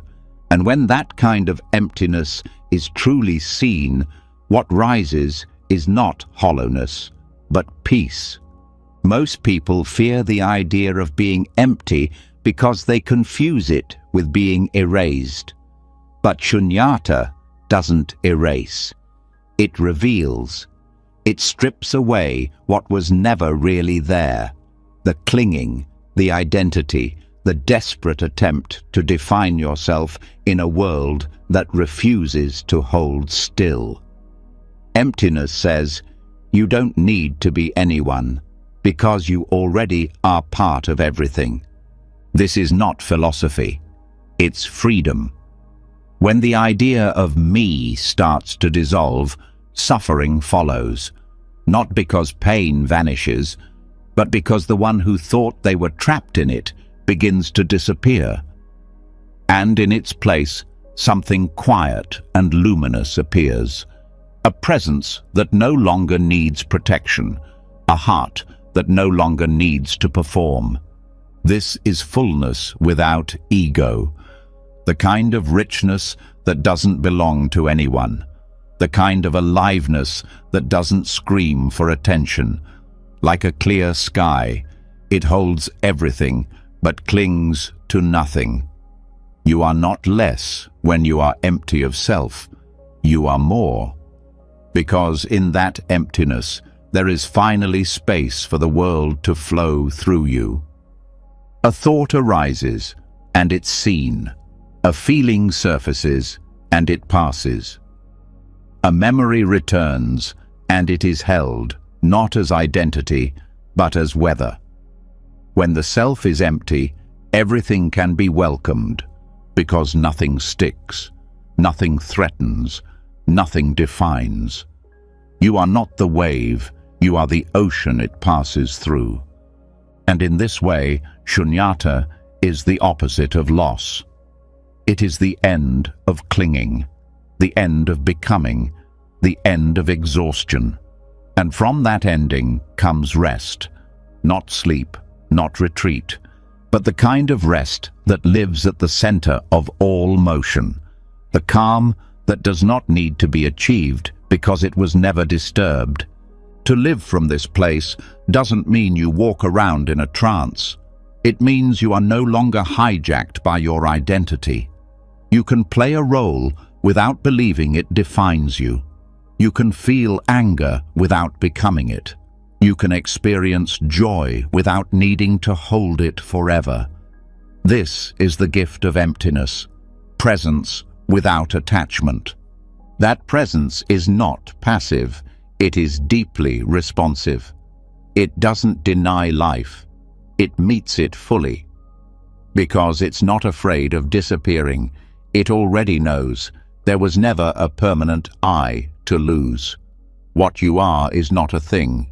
It is awareness itself. And awareness is not solid.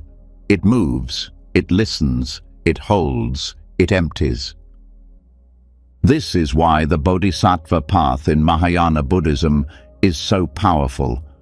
Bodhisattvas vow to return to help others even after their own liberation, not because they are clinging to identity, but because they've emptied themselves of it. And in that emptiness, compassion becomes boundless. There is no me who is helping. There is only help. There is no you who needs saving. There is only connection. This emptiness does not erase love. It purifies it. It makes love lighter, stronger, less demanding, because now love is not a transaction. It's a flow. You are not loving someone to be loved in return. You are loving because it is your nature, because nothing obstructs the giving. When self is emptied, what remains is capacity. You find you can sit with pain without rushing to solve it. You can be misunderstood without needing to defend. You can face uncertainty without needing a story to hold it together. This is not apathy.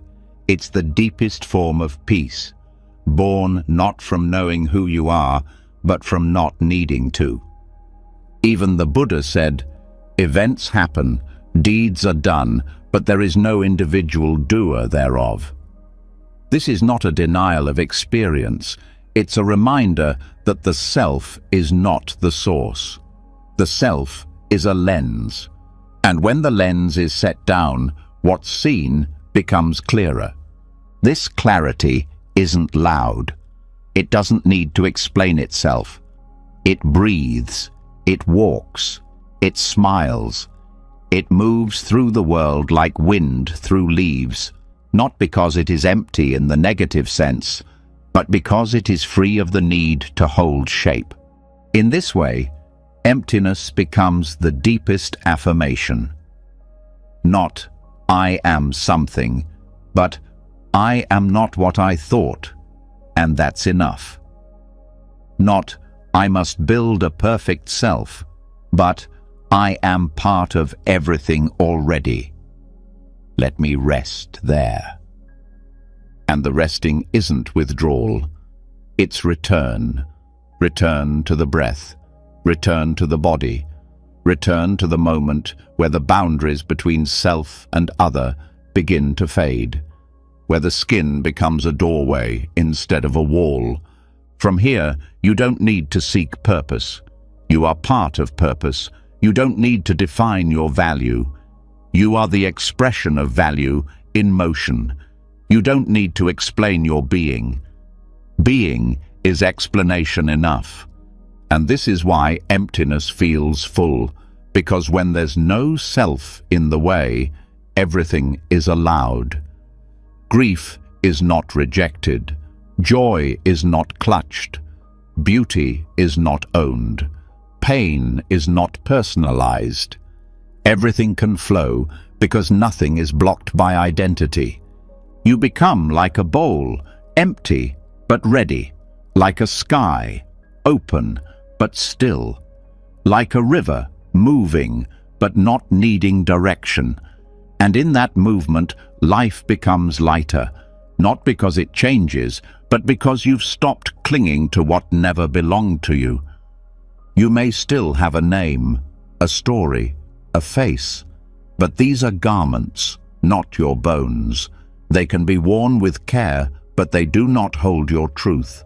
The truth is what remains when the garments fall away. The truth is what breathes when the mind is quiet. The truth is the silence between thoughts, the witness that never leaves. And once you begin living from that space, life becomes less dramatic, less personal, more intimate. You are no longer trying to win. You are simply walking. You are no longer trying to matter. You already do. Even the moments that once felt hollow, waiting in line, sitting in traffic, being alone, begin to shine. Not because they're filled, but because they are no longer avoided. Emptiness has become home. So let this teaching land not in your head, but in your breath. Don't try to grasp it. Feel it. Let it touch the part of you that is already tired of being someone. Let it remind you that underneath all the doing, all the becoming, all the proving, there is nothing you need to be. You are the space. You are the stillness.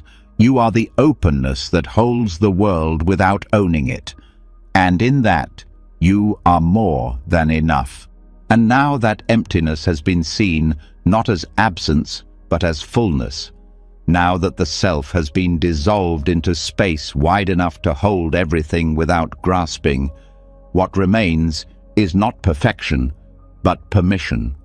Permission to be unfinished, permission to carry cracks, permission to see even the places you once wanted to hide as part of the path itself. Because true peace doesn't grow where shame is buried. It blooms where flaws are met with reverence. This is the story of the monk who thanked his flaws, not because they made life easy, but because they revealed the truth.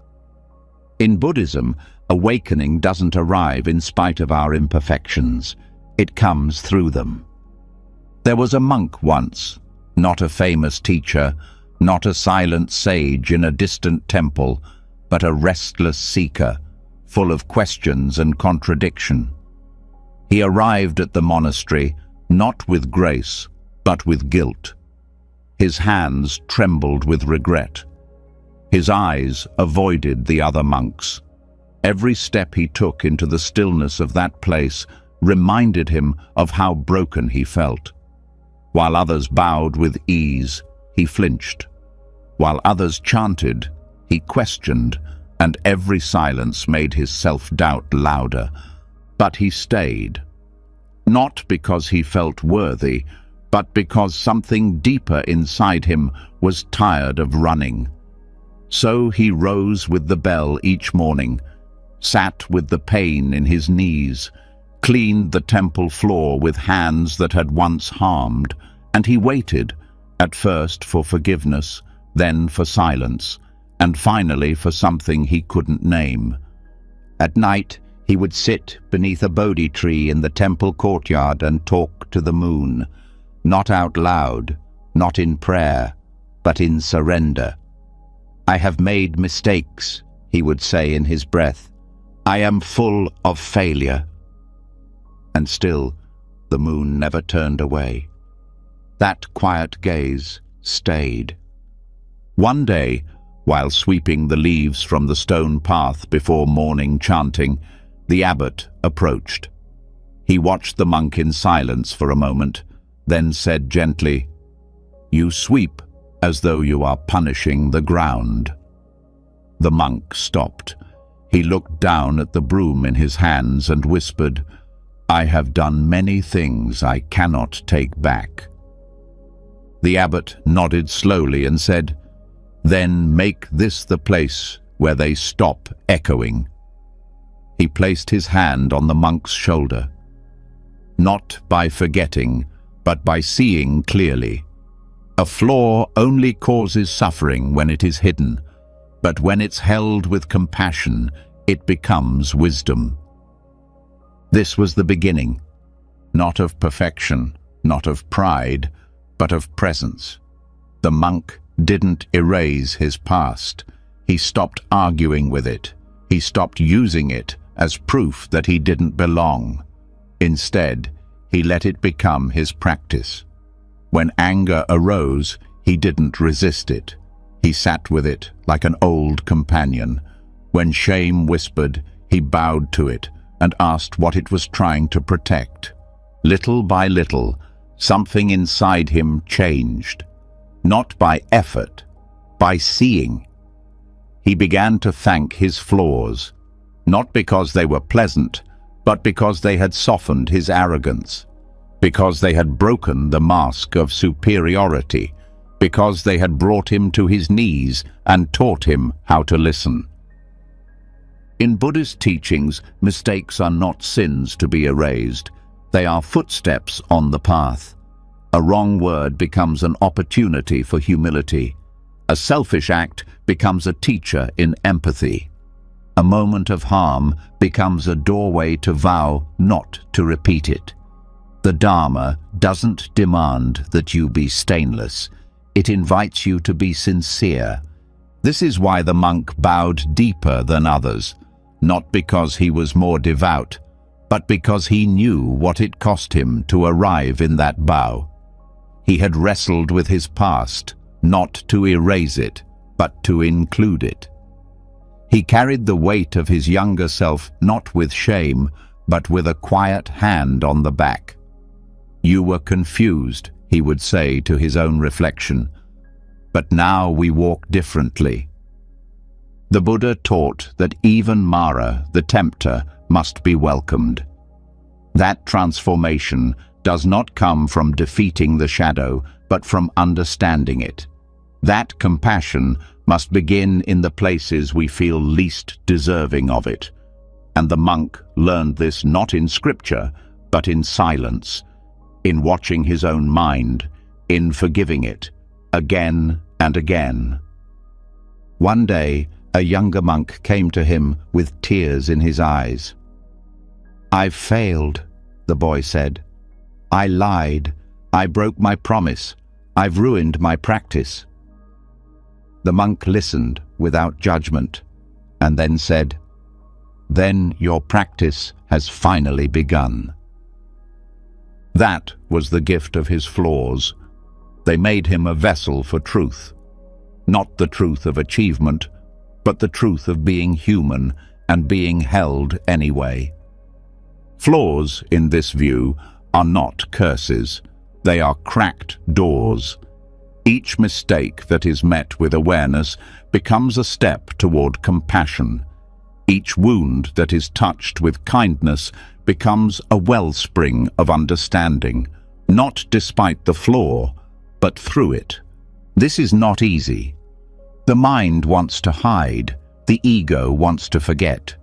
But the path asks us to include, to bring the forgotten parts home, to say to the younger, foolish, angry versions of ourselves, "You are part of this story too." And in doing so, you reclaim your wholeness, not as perfection, but as integration.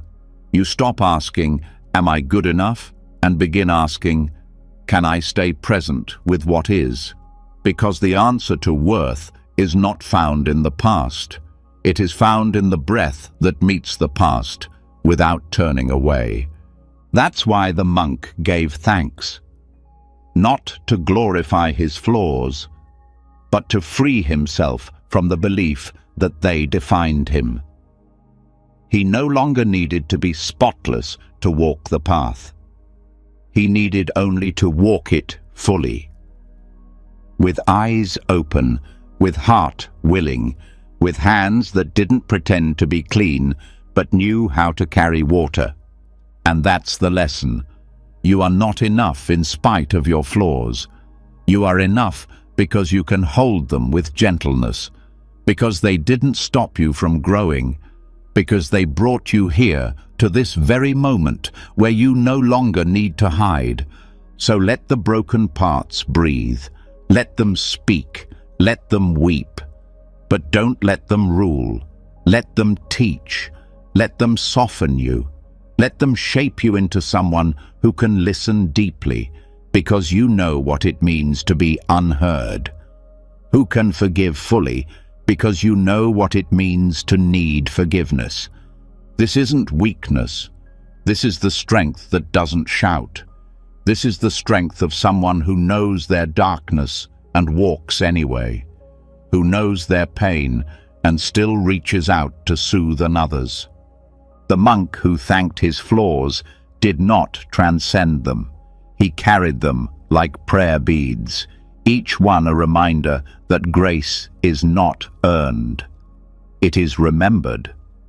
After all the lessons, all the stillness, all the truths whispered in silence, one message remains clearer than anything else. You were never missing. You don't need to become someone. You don't need to fix what was never broken.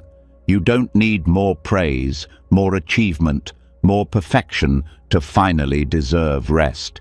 You were always enough, not later, not when, but now. Every lesson, from the silence that doesn't need praise to the monk who thanked his flaws, has pointed to one thing. Your worth is not measured. It's remembered. Beneath the mirror, behind the roles, beyond the craving and comparison, there is something constant, something still, something unshaken. That something is you, the real you, not the voice that doubts, but the space that hears it, not the identity that performs, but the presence that simply is. So, as you fall asleep tonight, let the striving fall away. Let the judgments rest. Let the weight of not enough melt into the silence. You've walked with bamboo and fire, with emptiness and fullness, with trees and breath and voices beneath voices. And if all of that pointed to one thing, it's that nothing more is needed. You are already home.